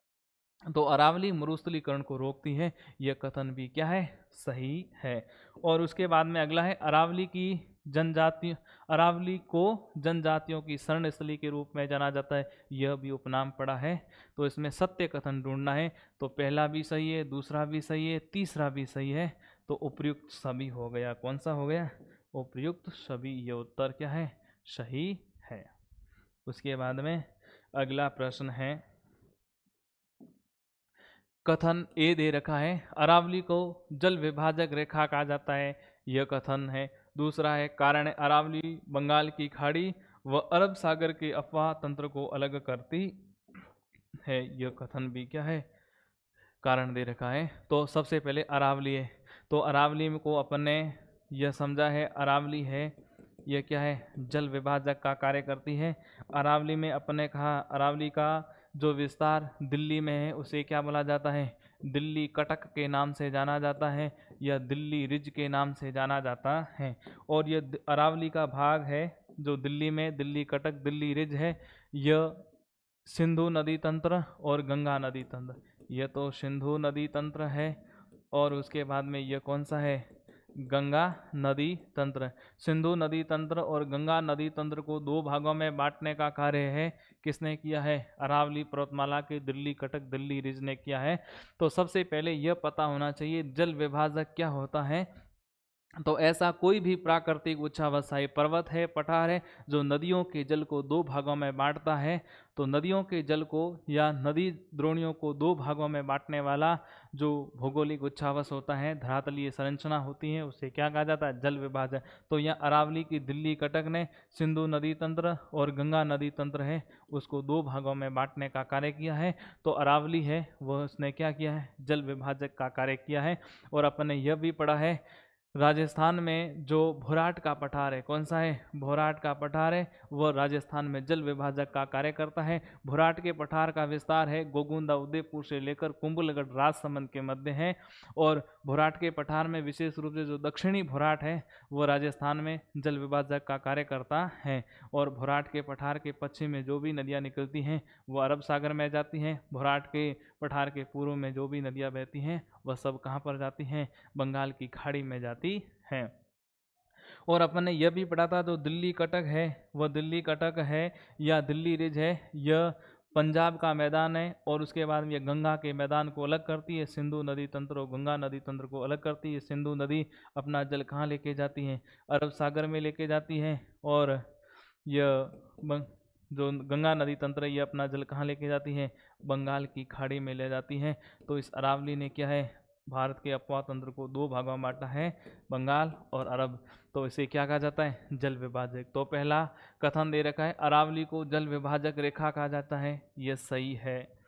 उसके बाद में कारण है, यानी ये जो कथन है क्या इस कथन का ये दूसरा जो कारण है क्या एक्सप्लेन कर रहा है या नहीं कर रहा है, इसकी व्याख्या कर रहा है नहीं कर रहा है। तो अरावली बंगाल की खाड़ी व अरब सागर के अपवाह तंत्र को अलग करती है, अरब सागर व बंगाल की खाड़ी के अपवाह तंत्र को क्या करती है, अलग करती है। तो इसका मतलब कथन यह भी सही है और इसकी व्याख्या कर रहा है, तो कारण भी क्या है, सही है और व्याख्या भी कर रहा है। तो निम्न कूट से सही उत्तर का चयन कीजिए। ए और आर दोनों सही है, कथन ए और आर दोनों ही सही है। जो आर है वह ए की पूर्ण व्याख्या करता है, यह सही है। और ए व आर दोनों सही है परंतु आर ए की व्याख्या नहीं करता, यह गलत है। ए सही है किंतु आर गलत है, ए गलत है किंतु आर सही है, यह भी गलत है। तो इसमें अपना उत्तर सही कौन सा हो जाएगा, यह हो जाएगा ए और आर दोनों सही है, आर ए की पूर्ण व्याख्या करता है। अगला प्रश्न है आबू पठार निम्नांकित में से कौन सी संरचना का उदाहरण है। तो लेकोलिथ नहीं है, यानी ये सभी संरचनाएं लेकोलिथ है, लेपोलिथ है, फेकोलिथ है, शिल है, डाइक है, बेथोलिथ है, ये ज्वालामुखी द्वारा निर्मित संरचना है। और आबू पठार निम्नांकित में से कौन सी संरचना का उदाहरण है, लेकोलिथ गलत है, लेपोलिथ गलत है, फेकोलिथ गलत है। तो कैसी संरचना है, बेथोलिथ संरचना है। तो ये वैद्योलिथ नहीं है, यह है बेथोलिथ संरचना। कैसी संरचना है, बेथोलिथ संरचना है जो ज्वालामुखी द्वारा निर्मित संरचना है। और यह ग्रेनाइट चट्टान से निर्मित होती है, किससे है, यह ग्रेनाइट चट्टान से निर्मित है। और उसके बाद में यह इंसेलबर्ग का भी उदाहरण माना जाता है, इंसेलबर्ग। और इंसेलबर्ग को क्या कहा जाता है, बोर्न हार्ट के नाम से भी जाना जाता है। तो इसमें उत्तर कौन सा सही हो जाएगा, बेथोलिथ हो जाएगा। और अगला प्रश्न है कांकनवाड़ी का पठार कौन से जिले में, कांकनवाड़ी का पठार उदयपुर में नहीं है, सिरोही में नहीं है, राजसमंद में नहीं है, कहाँ पर है, अलवर में। तो एक ध्यान रखना, एक तो है कांकनवाड़ी का पठार, तो कांकनवाड़ी का पठार है, और दूसरा है कांसका का पठार। कौन सा पठार है, कांसका का पठार। तो कांकनवाड़ी का पठार, कांसका का पठार दोनों कहाँ पर है, अलवर में है। यदि आप पूछे राजस्थान के ऐसे कौन से पठार है, दो पठार है जो उत्तरी अरावली में, कहाँ है, उत्तरी अरावली में। तो उत्तरी अरावली में केवल दो पठार है, उत्तरी अरावली के पठार, एक तो कांकनवाड़ी का पठार, दूसरा कौन सा है, कांसका का पठार, उत्तरी अरावली। और उत्तरी अरावली में कौन से जिले में, अलवर जिले में है। और यह सरिस्का वन्य जीव अभ्यारण्य में है, कहाँ है, सरिस्का वन्य जीव अभ्यारण्य है। और सरिस्का वन्य जीव अभयारण्य इन्हीं पठारों के ऊपर स्थित है। तो इसका उत्तर सही कौन सा हो जाएगा? अलवर हो जाएगा। उसके बाद में अगला प्रश्न है, अरावली पर्वतमाला के संदर्भ में गलत तथ्य को पहचानना है। गलत कथन कौन सा है? तो इसकी सर्वोच्च चोटी गुरु शिखर है, सही है। गुरु शिखर की ऊंचाई कितनी है? 1722 मीटर है। राजस्थान की सबसे ऊंची पर्वत चोटी है। दक्षिणी अरावली की सबसे ऊंची पर्वत चोटी है। पश्चिमी घाट और हिमालय के मध्य की सबसे ऊंची पर्वत चोटी है भारत की, और इसका लगभग 80% विस्तार राजस्थान में। तो यह ध्यान रखना, अरावली की कुल लंबाई क्या है? अरावली है, उस अरावली की कुल लंबाई कितनी है? 692 किलोमीटर है। राउंड फिगर में बात करें तो लगभग 700 किलोमीटर है, जो पालनपुर गुजरात से लेकर आगे दिल्ली तक फैली हुई है, 692 किलोमीटर। और इस 692 में से लगभग 550 किलोमीटर कितनी है? 550 किलोमीटर अरावली की लंबाई केवल राजस्थान में। 550 किलोमीटर 692 में से, तो लगभग 80% जो अरावली का विस्तार है वो किस में है? राजस्थान में है। ये कथन भी क्या है? सही है। तो गलत कथन ढूंढना है, तो ए सही है, बी सही है, और उसके बाद में इसकी औसत ऊंचाई 930 मीटर है, यह भी सही है। अपने पढ़ा अरावली है, अरावली की औसत ऊंचाई कितनी है? 930 मीटर है। और निर्माण के समय इस अरावली की औसत ऊंचाई कितनी थी? 2700 मीटर थी। और यह विश्व का प्राचीनतम पर्वत होने के कारण इसका बहुत ज़्यादा क्या हो चुका है? इसका बहुत ज़्यादा अपर्दन हो चुका है, इसका बहुत ज़्यादा अपक्षय हो चुका है, इसका बहुत ज़्यादा अनाच्छादन हो चुका है, डेन्यूडेशन हो चुका है। और बहुत ज़्यादा अपर्दन, अपक्षय, डेन्यूडेशन होने की वजह से इस अरावली पर्वतमाला का क्या हो चुका है? ये इसकी औसत ऊंचाई में कमी आई है। और वर्तमान में अरावली पर्वतमाला कैसी है? एक अवशिष्ट पर्वतमाला के रूप में शेष रही है। वर्तमान में अरावली पर्वतमाला कैसी है? घर्षित पर्वतमाला है, अवशिष्ट पर्वतमाला है, रेसिड्यून माउंटेन है। और इसकी औसत ऊंचाई घटकर कितनी हो गई है? 930 मीटर है। तो इसकी औसत ऊंचाई कितनी है? 930 मीटर, यह भी सही है। और उसके बाद में राजस्थान में अरावली का विस्तार ईशान से वायव्य की ओर है। तो इसको देखना है, जैसे अपन ने पढ़ा है, यह कौन सी दिशा है? उत्तर दिशा है। यह कौन सी दिशा है? दक्षिण दिशा है। और यह कौन सी दिशा है? पश्चिम दिशा है। यह कौन सी दिशा है? पूर्व दिशा है। और उसके बाद में अपने अपना उत्तर और पश्चिम के मध्य की दिशा क्या कहलाती है? यह वायव्य कहलाती है। और उत्तर और पूर्व के मध्य की दिशा क्या कहलाती है? ईशान कहलाती है। और उसके बाद में पश्चिम और दक्षिण के मध्य की दिशा क्या कहलाती है? नैऋत्य कहलाती है। और उसके बाद में दक्षिण पूर्व के मध्य की दिशा क्या क्या कहलाती है? आग्नेय कहलाती है। क्या कहलाती है? आग्नेय। अब अरावली का विस्तार राजस्थान में किस दिशा में है? तो दक्षिण पश्चिम से उत्तर पूर्व की ओर है। दक्षिण पश्चिम से उत्तर पूर्व की ओर है। लेकिन ऑप्शन में दक्षिण पश्चिम से उत्तर पूर्व नहीं है, इसमें क्या दे रखा है? ईशान से वायव्य की ओर है। तो यह है ईशान है, यह वायव्य। तो ईशान से वायव्य की ओर ऐसी अरावली नहीं है। अरावली का विस्तार ईशान से नैऋत्य की ओर है। तो ईशान से वायव्य की ओर क्या हो गया है? गलत हो गया है। तो इसमें असत्य कथन की पहचान करनी है। किसकी पहचान करनी है? असत्य कथन की पहचान करनी है। तो इसमें कौन सा कथन असत्य है? तो इसमें यह है, ईशान से वायव्य की ओर है। तो अरावली का विस्तार किस दिशा में है? नैऋत्य से ईशान की ओर है। नैऋत्य से ईशान की ओर है, वायव्य की ओर नहीं है। उसके बाद में अगला प्रश्न है अपना, निम्न में से असत्य विकल्प को साटिए, यानी असत्य कथन ढूंढना है। असत्य विकल्प को ढूंढना है। उड़िया का पठार राजस्थान का सबसे ऊंचा पठार है, सही है। उड़िया का पठार राजस्थान का सबसे ऊंचा पठार है, जिसकी औसत ऊंचाई कितनी है? 960 मीटर है। और ये उड़िया का पठार कहाँ पर स्थित है? सिरोही में स्थित है। और इस उड़िया के पठार पर एक राजस्थान की सबसे ऊंची पर्वत चोटी है। उस पर्वत चोटी का नाम क्या है?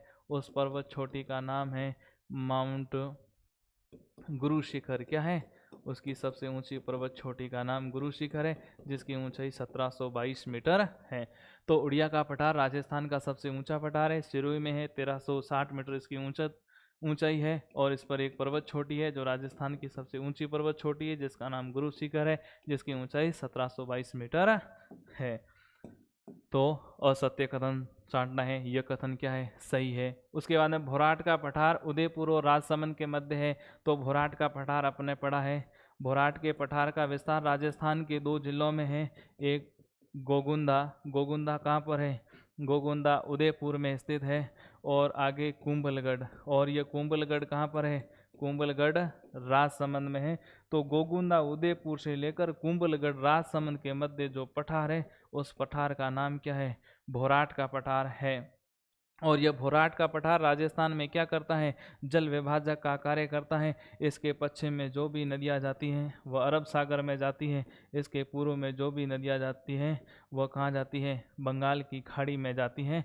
तो भोराट का पठार या भोराट का पर्वत स्कंद राजस्थान में जल विभाजक का कार्य करता है, अरब सागर और बंगाल की खाड़ी अपवाद तंत्र 2 भागों में बांटता है। इसका विस्तार गोगुंदा उदयपुर से लेकर कुंभलगढ़ तक है, और यह राजस्थान का तीसरा ऊंचा पठार है। क्या है, राजस्थान का तीसरा ऊंचा पठार है। इस पठार की औसत ऊंचाई कितनी है, 1225 मीटर है। सबसे ऊंचा कौन सा है, उड़िया का पठार 1360। दूसरा ऊंचा पठार कौन सा है, आबू का पठार, जिसकी ऊंचाई कितनी है, 1295 मीटर। तीसरा ऊंचा पठार कौन सा है, भोराट का पठार, जिसकी ऊंचाई कितनी है, 1225 मीटर है।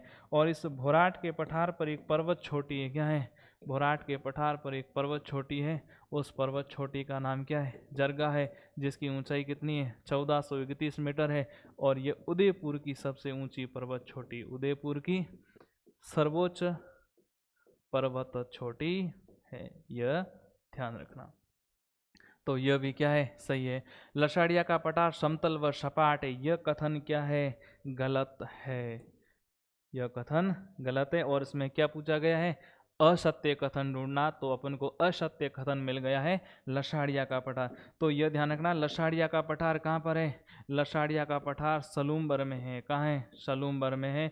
और सलूम्बर में एक झील है, उस झील का नाम क्या है, जयसमंद झील है। और इस जयसमंद झील के जैसे ही आप पूर्व में जाओगे तो जयसमंद झील के पूर्व में एक पठार है, उस पठार का नाम क्या है, लसाड़िया का पठार है। और ये लसाड़िया का पठार क्या है, उबड़ खाबड़ पठार है। कैसा है, उबड़ खाबड़ पठार है, न कि समतल पठार है। और यह सर्वाधिक क्या है, अपर्दित पठार है। कैसा है, और यह राजस्थान का सर्वाधिक क्या है, कटा फटा अपर्दित ऊपड़ खाबड़ पठार, और अपन कह सकते हैं जीर्ण शीर्ण पठार है। क्या है, जीर्ण शीर्ण पठार। तो यह कथन गलत है और असत्य कथन का चयन करना है। तो अपना उत्तर क्या हो जाएगा, लसाड़िया का पठार। उसके बाद में जो अगला ऑप्शन है उसको भी देख लेते हैं, भोमट पठार। भोमट पठार के आसपास मुख्यतः भील जनजाति अधिक निवास करती है। तो भोमट का पठार है, उस भोमट के पठार का विस्तार पूर्वी सिरोही, दक्षिणी उदयपुर, सलूम्बर और उत्तरी डूंगरपुर के मध्य का जो पठार है, उस पठार का नाम है भोमट का पठार है। और भोमट के पठार का नाम भोमट का पठार क्यों पड़ा है, क्योंकि यहाँ पर भोमट भील सर्वाधिक निवास करते हैं, और भोमट भील सर्वाधिक निवास करने के कारण ही इस पठार का नाम क्या पड़ गया है, भोमट का पठार पड़ गया है। और भीलों का जो एक ही आंदोलन है, उस एक ही आंदोलन का संबंध भी इस भोमट के पठार से है। तो यह प्रश्न हो गया। उसके बाद में अगला प्रश्न है, निम्नलिखित में से निम्नलिखित को सुमेलित कीजिए। निम्नलिखित को सुमेलित कीजिए में सबसे पहला, एक साइड दे रखा है पहाड़ी या पर्वत, दूसरी साइड उसकी स्थिति लोकेशन देखनी है। तो सबसे पहले त्रिकुट पर्वत। तो त्रिकुट पर्वत कहाँ पर है, त्रिकुट पर्वत जैसलमेर में। त्रिकुट पहाड़ी कहाँ पर है, त्रिकुट पहाड़ी करौली में है, जहाँ पर केला देवी का मंदिर बना हुआ है। त्रिकुट पर्वत जैसलमेर में है, जहाँ पर जैसलमेर का दुर्ग बना हुआ है। छप्पन की पहाड़ी, छप्पन की पहाड़ी कहाँ पर है, बाड़मेर में है। तो बालोतरा से लेकर सिवाना के मध्य छप्पन पहाड़ी जो गुबंदाकार रूप में फैली हुई है, उसे छप्पन की पहाड़ी कहा जाता है। और रोजा भाकर, रोजा भाकर कहाँ पर है, जालोर में है। तो त्रिकुट पर्वत ए से 2 नंबर, ए से 2 नंबर हो गया। और उसके बाद में बी है, बी से 3 नंबर। तो ये ऑप्शन गड़बड़ है, यहाँ पर 3 होना चाहिए क्योंकि पहले में 2 नहीं है। फिर बी से 3 नंबर, और उसके बाद में सी से 4 नंबर। तो यहाँ पर ये 4 होना चाहिए। और डी है, डी से 1 नंबर। तो ये थोड़ा गलत टाइप हुआ है, यह ध्यान रखना है। 2 4 2 3, 2, 3, 4, 1, यह क्या है? सही है। उसके बाद में अगला प्रश्न है, निम्नलिखित को सुमेलित कीजिए। तो एक साइड दे रखे है पर्वत या पठार है, और उसके बाद में दूसरी साइड दे रखा है नदी का उद्गम दे रखा है। तो बिजराल हिल्स है। तो बिजराल हिल्स कहाँ पर है? बिजराल हिल्स राजसमंद में स्थित है। कहाँ स्थित है? राजसमंद में। तो बिजराल की पहाड़ी से कौन सी नदी का उद्गम होता है? बिजराल की पहाड़ी से खारी नदी का उद्गम होता है, राजसमंद से होता है। खारी नदी बनास की सबसे महत्वपूर्ण, सबसे लंबी सहायक नदी है खारी नदी, और इस खारी नदी पर बांध बना हुआ है। एक तो बांध कौन सा है? आशिंद बांध। आशिंद बांध कहाँ पर है? भीलवाड़ा में है। और उसके बाद में दिवेर की पहाड़ी कहाँ पर है? दिवेर की पहाड़ी राजसमंद में है। कहाँ है? राजसमंद में है। और दिवेर की पहाड़ी से कौन सी नदी का उद्गम होता है? दिवेर की पहाड़ी से कोठारी नदी का उद्गम होता है। और ये कोठारी भी किसकी सहायक नदी है? बनास की सहायक नदी है। और उसके बाद में खमनोर की पहाड़ी, खमनोर की पहाड़ी भी कहाँ पर है? खमनोर की पहाड़ी राजसमंद में है। खमनोर की पहाड़ी से कौन सी नदी का उद्गम होता है? बनास नदी का उद्गम होता है। खमनोर की पहाड़ी, वैरों का मठ, कुंभलगढ़ से कौन सी नदी निकलती है? बनास नदी। नाग हिल्स, नाग की पहाड़ी से कौन सी नदी निकलती है? लूणी नदी का उद्गम होता है। नाग की पहाड़ी मध्य अरावली में स्थित है, जहाँ से लूणी नदी का क्या होता है? उद्गम होता है। और इसमें क्या है? सुमेलित करना है। तो ए से कौन सा? 4 हो गया। ए से 4 हो गया, बी से 1 हो गया है, सी से 3 है, और डी से 2 है। तो पहला ऑप्शन क्या है? अपना सही हो गया है। और उसके बाद में अगला प्रश्न है, कथन ए है, राजस्थान में अधिकांश मानसून बिना वर्षा किए चला जाता है। उसके बाद में कारण दे रखा है, अरावली पर्वतमाला दक्षिणी पश्चिमी मानसून की दिशा के समानांतर फैली हुई है। तो एक कथन दे रखा है, दूसरा कारण दे रखा है।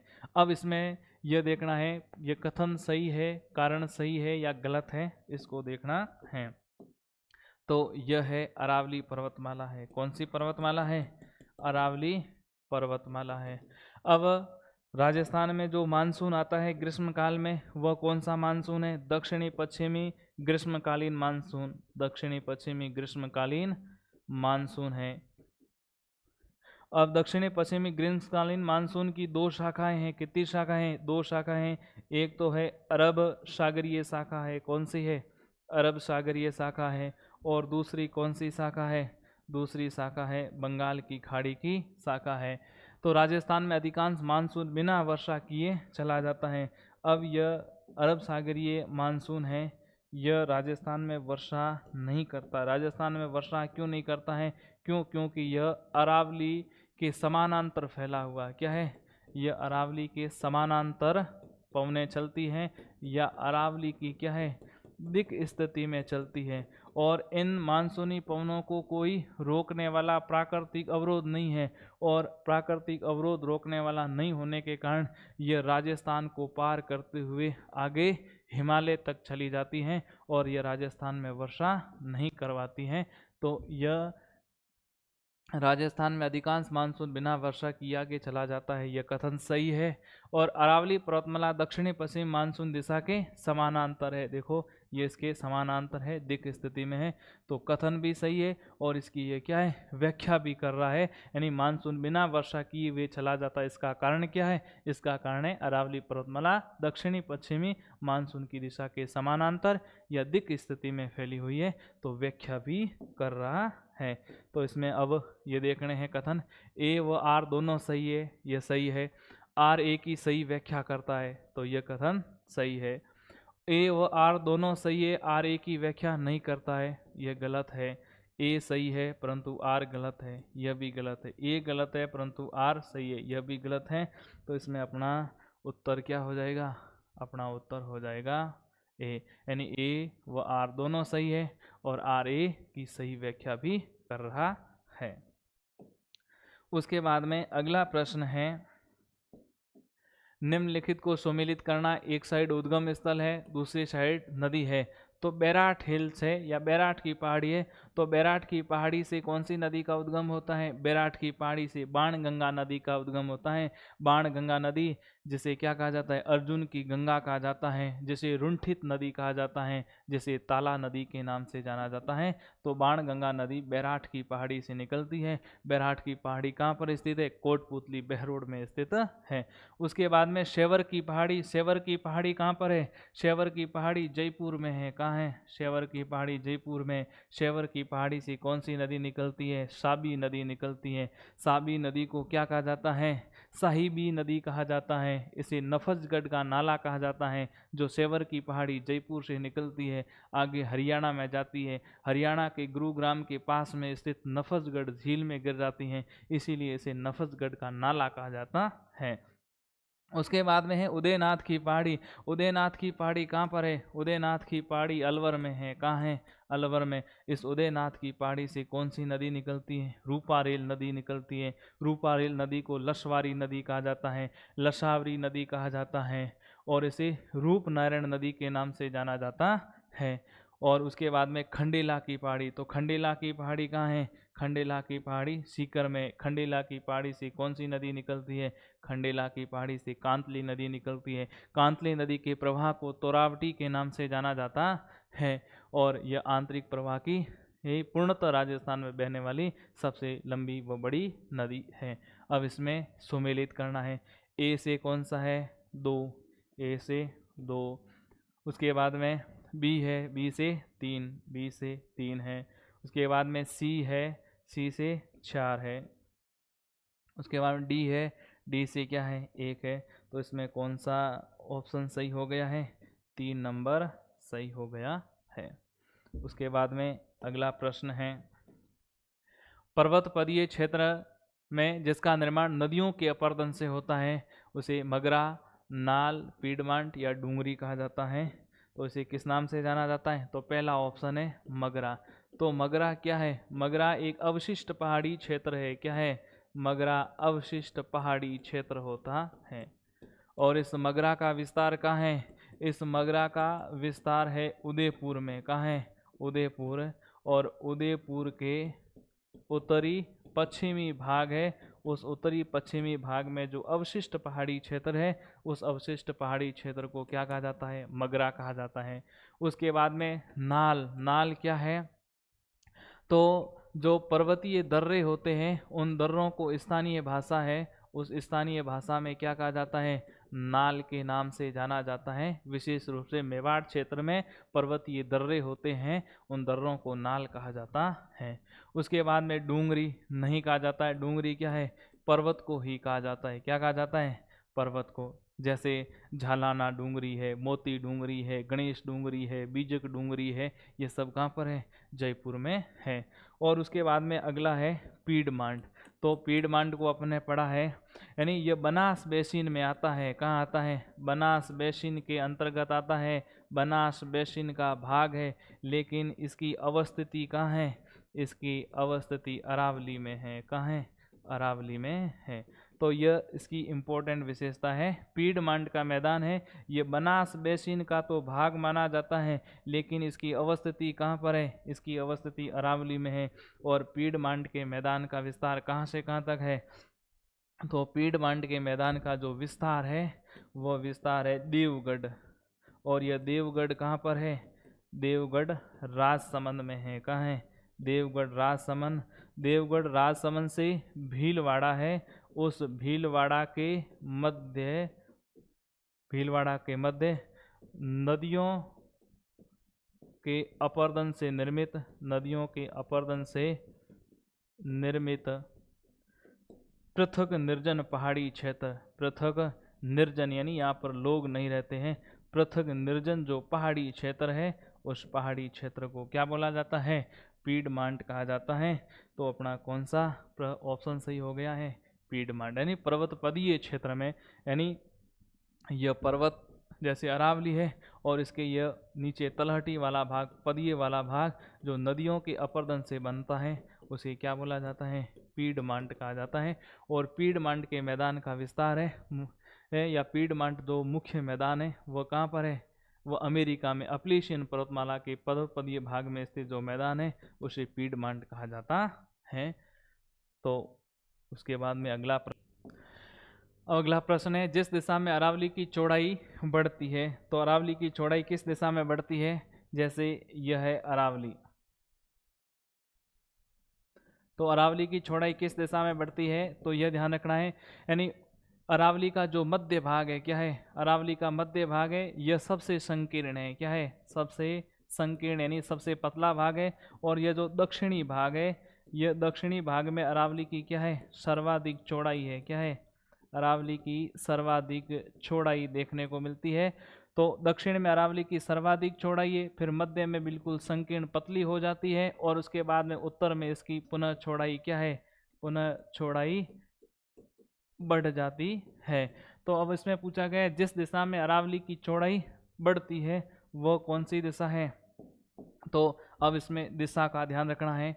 यह कौन सी दिशा है? उत्तर है, यह दक्षिण है, यह पश्चिम है, यह पूर्व है।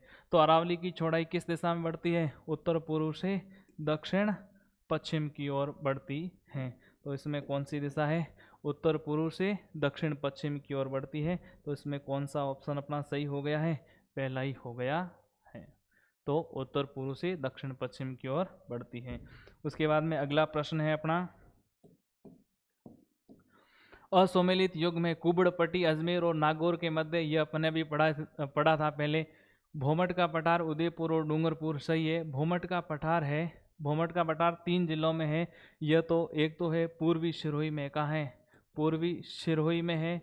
उसके बाद में दक्षिणी उदयपुर में है, और उसके बाद में सलूम्बर जिले में है, और उसके बाद में देखने को मिलेगा उत्तरी डूंगरपुर। इसके मध्य जो पठार है उस पठार का नाम क्या है? भोमट का पठार है, जहाँ पर भोमट भील सर्वाधिक निवास करते हैं। एक ही आंदोलन का संबंध इसी पठार से, यह भी सही हो गया। 56 का मैदान है, तो 56 का मैदान ये मही मैदान का भाग है, या मही बेसिन का भाग है। 56 के मैदान का विस्तार एक तो बांसवाड़ा में है, और दूसरा कहाँ पर है? प्रतापगढ़ में है। कहाँ है? प्रतापगढ़ में। तो ये ऑप्शन क्या हो गया है? गलत हो गया है। 56 के मैदान का विस्तार राजसमंद उदयपुर में नहीं है, बांसवाड़ा और प्रतापगढ़ के मध्य में। ऊपर माल का पठार भीलवाड़ा और चित्तौड़गढ़ में नहीं, बिजोलिया भीलवाड़ा और उसके बाद में भैंसरोडगढ़ चित्तौड़गढ़ के मध्य है। और अगला प्रश्न है अपना, निम्नलिखित में से असंगत युग्म को पहचानिए। असंगत कथन कौन सा है? तो बनास का मैदान है, उसमें भूरी मिट्टी पाई जाती है। सही है। 56 का मैदान में लाल चिकनी मिट्टी पाई जाती है, यानी अपन कह सकते हैं रेड लोम मृदा, या जो लाल लोम मृदा है वह कहाँ पाई जाती है? डूंगरपुर बांसवाड़ा में, जो 56 के मैदान में पाई जाती, यह भी सही है। बाणगंगा का मैदान में जलोठ मिट्टी पाई जाती, सही है। और उसके बाद में चंबल का मैदान है, उसमें बलुई मिट्टी नहीं, बलुई मिट्टी कहाँ पाई जाती है? थार के मरुस्थल में पाई जाती हैं। चंबल में कैसी मिट्टी पाई जाती है? खादर, यानी अपन कह सकते हैं जलोठ मिट्टी पाई जाती हैं। तो इसमें कौन सा ऑप्शन हो गया है? तो इसमें अपन को ढूंढना है असंगत युग्म। तो असंगत युग्म कौन सा है? चंबल का मैदान। चंबल के मैदान में बलुई मिट्टी नहीं पाई जाती है, कैसी पाई जाती हैं? खादर मिट्टी पाई जाती है। उसके बाद में चंबल मैदान के परिप्रेक्ष्य में निम्नलिखित में से असत्य कथनों को पहचानिए। तो इसमें बीहड़ का मैदान भी कहा जाता है। तो चंबल नदी है वह बीहड़ के मैदान का निर्माण करती, सही है।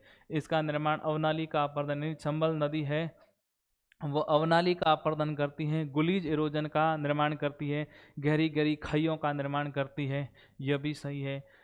और ये मैदान उत्खात इसला करती है, यानी चंबल नदी सर्वाधिक बीहड़ और डांग का निर्माण करती है। और जो ऐसी उबड़ खाबड़ भूमि होती है उसे उत्खात भूमि कहा जाता है। ऐसी भूमि जो जोतने योग्य नहीं होती है उसे उत्खात भूमि कहा जाता है, बेडलैंड टोपोग्राफी कहा जाता है। तो यह भी क्या है? सही है। असत्य कथन ढूंढना है, तो इसमें कोई भी कथन क्या है? असत्य नहीं है, सभी कथन सत्य हैं। तो इसमें कौन सा हो जाएगा? केवल एक गलत है, केवल 2 गलत है, केवल 1-2 गलत है, इनमें से कोई नहीं, यानी कोई भी कथन क्या है? असत्य नहीं है, सभी कथन क्या है? सत्य है। अगला प्रश्न है, कारण ए राजस्थान के पूर्वी मैदानी भागों में कृषि उत्पादकता अधिक पाई जाती है। तो पूर्वी मैदानी प्रदेश है, उस पूर्वी मैदानी प्रदेश में जलोढ़ मृदा पाई जाती है। जलोढ़ मृदा सर्वाधिक उपजाऊ मृदा होती है और उपजाऊ मृदा होने के कारण यहाँ पर कृषि उत्पादकता क्या है, सर्वाधिक है। और यहाँ पर गहन कृषि कार्य किया जाता है, जहाँ जनसंख्या घनत्व भी अधिक देखने को मिलता है। और पूर्वी मैदानी प्रदेश है, ये राजस्थान में सर्वाधिक कृषि संभावना वाला भौतिक प्रदेश है, जिसे खाद्यान्न का कटोरा कहा जाता है। तो यह सही है। और इसमें कारण है, यहाँ सर्वाधिक उपजाऊ जलोढ़ मिट्टी पाई जाती है। तो यह कारण है, यह भी सही है और साथ में व्याख्या भी कर रहा है। तो पूर्वी मैदानी प्रदेश में कृषि की उत्पादकता अधिक क्यों है, इसकी कारण क्या है, इसका कारण है जलोढ़ मिट्टी। तो इस कारण है, उस कारण है, वो कथन की क्या कर रहा है, व्याख्या भी कर रहा है। तो कथन ए वो आर दोनों सही है, आर ए की सही व्याख्या करता है। तो यह उत्तर क्या हो गया है, सही हो गया है। व्याख्या भी कर रहा है, दोनों कथन क्या है, सत्य भी है। ए तथा आर दोनों सही है, आर ए की व्याख्या नहीं करता, गलत है। ए गलत है, आर सही है, गलत है। ए सही है किंतु आर गलत है, यह भी गलत है। उसके बाद में अगला प्रश्न है अपना, असंगत युग्म यानी गलत युग्म को ढूंढना है। वागड़ डूंगरपुर और बांसवाड़ा के मध्य माही नदी द्वारा विखंडित पहाड़ी क्षेत्र है, उस विखंडित पहाड़ी क्षेत्र को क्या बोला जाता है, वागड़ कहा जाता है, सही है। मेवात अलवर और भरतपुर के क्षेत्र को क्या कहा जाता है, मेवात कहा जाता है। हरियाणा का सीमावर्ती क्षेत्र जो अलवर और भरतपुर का क्षेत्र है, उसे मेवात कहा जाता है, सही है। हाड़ौती, कोटा, बूंदी, बारा, झालावाड़, ये सब किसके अंतर्गत आते हैं, हाड़ौती क्षेत्र के अंतर्गत आते हैं, यह भी कथन सही है।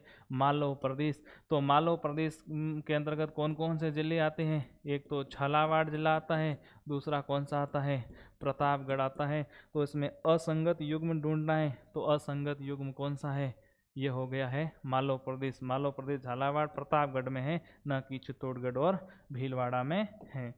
तो अगला प्रश्न है अपना, असंगत युग्म है, असंगत युग्म ढूंढना। बीहड़, बीहड़ का निर्माण कौन सी नदी करती है, चंबल नदी करती है। सवाई माधोपुर, करौली, धौलपुर में सर्वाधिक बीहड़ों का विस्तार सवाई माधोपुर में।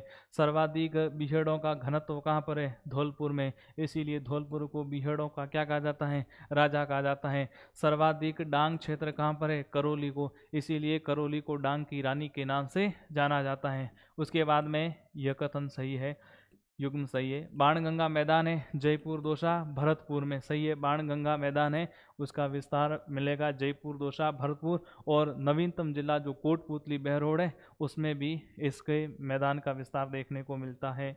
उसके बाद राठी प्रदेश अलवर सीकर, यह गलत है। राठी प्रदेश किसे कहा जाता है, तो अपन ने कहा पश्चिमी मरुस्थलीय प्रदेश है। उस पश्चिमी मरुस्थलीय प्रदेश को जलवायु के आधार पर दो भागों में बांटा गया है। 25 सेंटीमीटर वर्षा रेखा के पश्चिम वाला भाग क्या कहलाता है, शुष्क रेतीला मैदान। उस शुष्क रेतीले मैदान को ही क्या कहा जाता है, राठी प्रदेश के नाम से जाना जाता है। तो अलवर सीकर वाले क्षेत्र को नहीं कहा जाता है, शुष्क रेतीले मैदान को क्या कहा जाता है, राठी प्रदेश के नाम से जाना जाता है। और उसके अंदर मेवल प्रदेश, डूंगरपुर और बांसवाड़ा के मध्य जो अवशिष्ट पहाड़ी क्षेत्र है, या डूंगरपुर और बांसवाड़ा के मध्य जो पहाड़ी है, उस पहाड़ी को क्या कहा जाता है, मेवल क्षेत्र के नाम से जाना जाता है, यह सही है।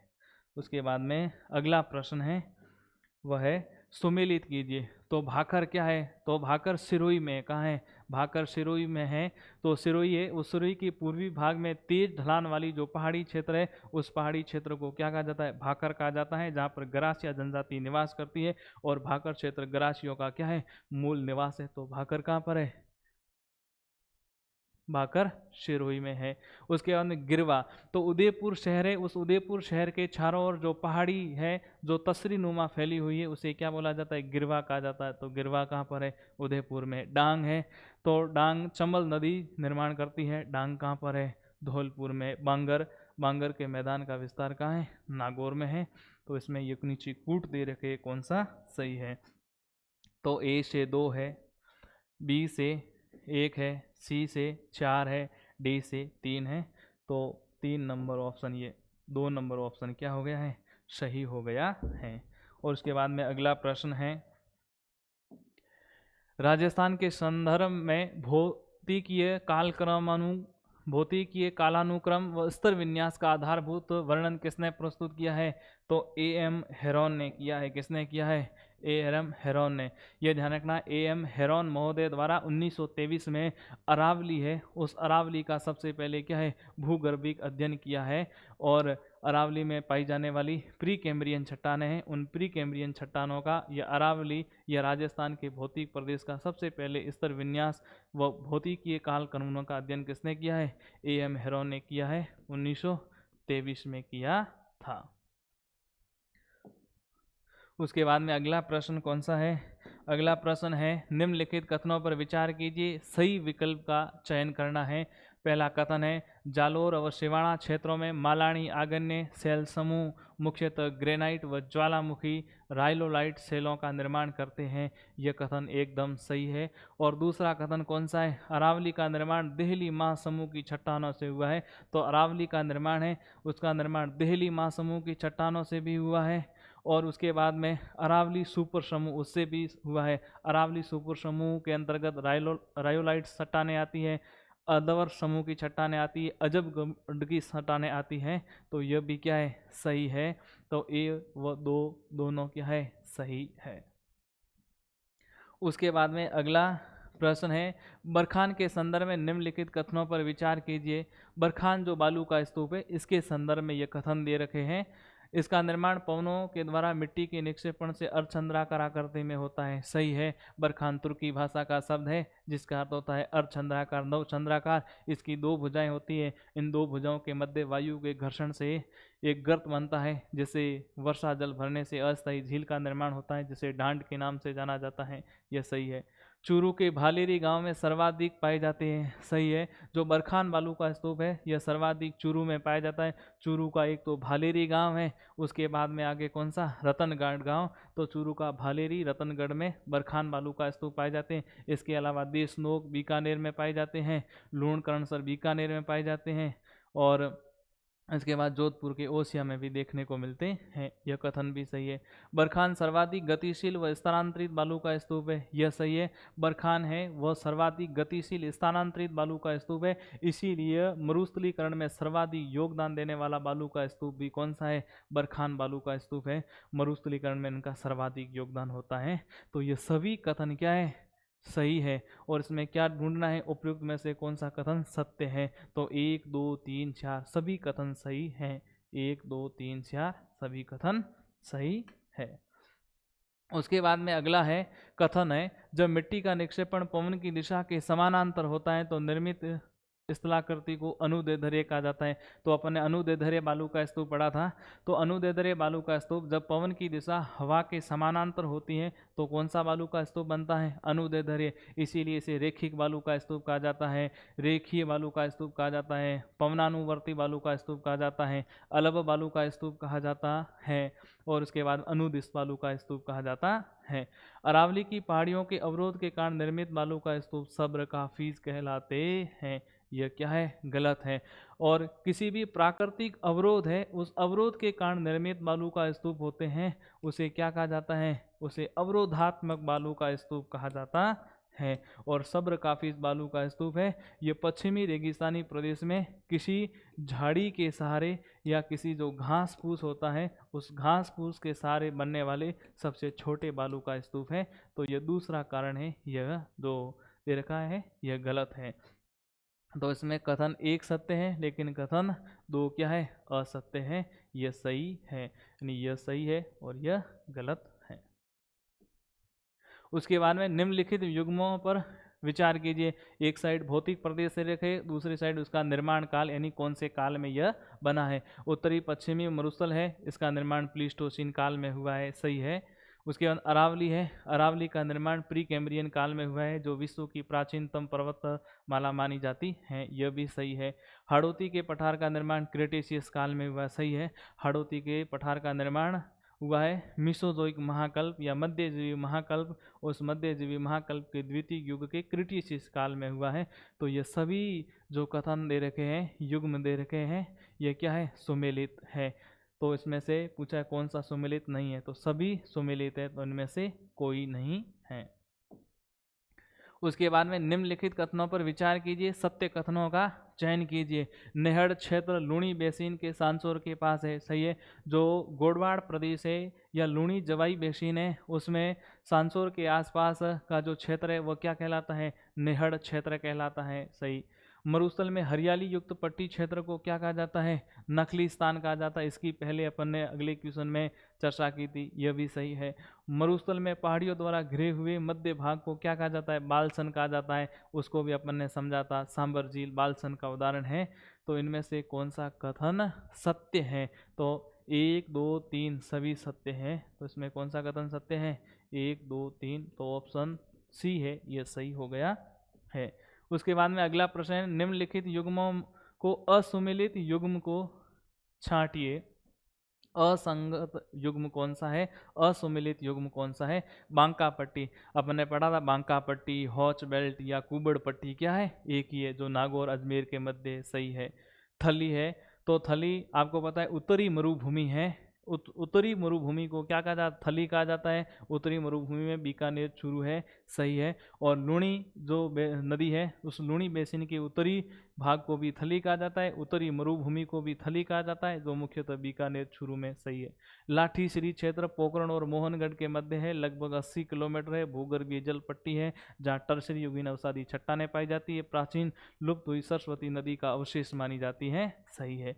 हमादा है, तो हमादा का विस्तार आपने पढ़ा था, यह हमादा है। हमादा का विस्तार पोखरण, पोखरण कहाँ पर है? जैसलमेर में है। बालोतरा, बालोतरा पहले बाड़मेर में हुआ करता था, अब बालोतरा अलग जिला है। उसके बाद में फलोदी, तो हमादा है, पोखरण, बालोतरा और फलोदी के बीच में यह क्या है? एक चट्टानी मरुस्थल है। कैसा मरुस्थल है? चट्टानी मरुस्थल। और चट्टानी मरुस्थल को क्या कहा जाता है? हमादा कहा जाता है। तो चूरू, नागौर, बीकानेर यह क्या है? गलत है। हमादा का विस्तार पोखरण, बालोतरा, फलोदी के मध्य है। और यह दिन के समय में अत्यधिक सूर्य ताप के कारण क्या है? गर्म हो जाता है। क्यों? क्योंकि पूरा का पूरा कैसा? चट्टानी भाग है। और यहाँ पर सौर ऊर्जा की अधिक संभावना है। सौर ऊर्जा की अधिक संभावना को देखते हुए ही अक्षय ऊर्जा निगम के द्वारा इस क्षेत्र को सीज घोषित किया गया है, यानी सोलर एनर्जी एंटरप्राइजिंग जोन, सौर ऊर्जा उद्यमी क्षेत्र घोषित किया गया है। और राजस्थान का पहला सोलर पार्क है वह बड़ला या भड़ला स्थान कहाँ पर स्थापित किया गया? फलोदी में। दूसरा राजस्थान का सोलर पार्क पोखरण के नोख नामक स्थान पर स्थापित किया गया है।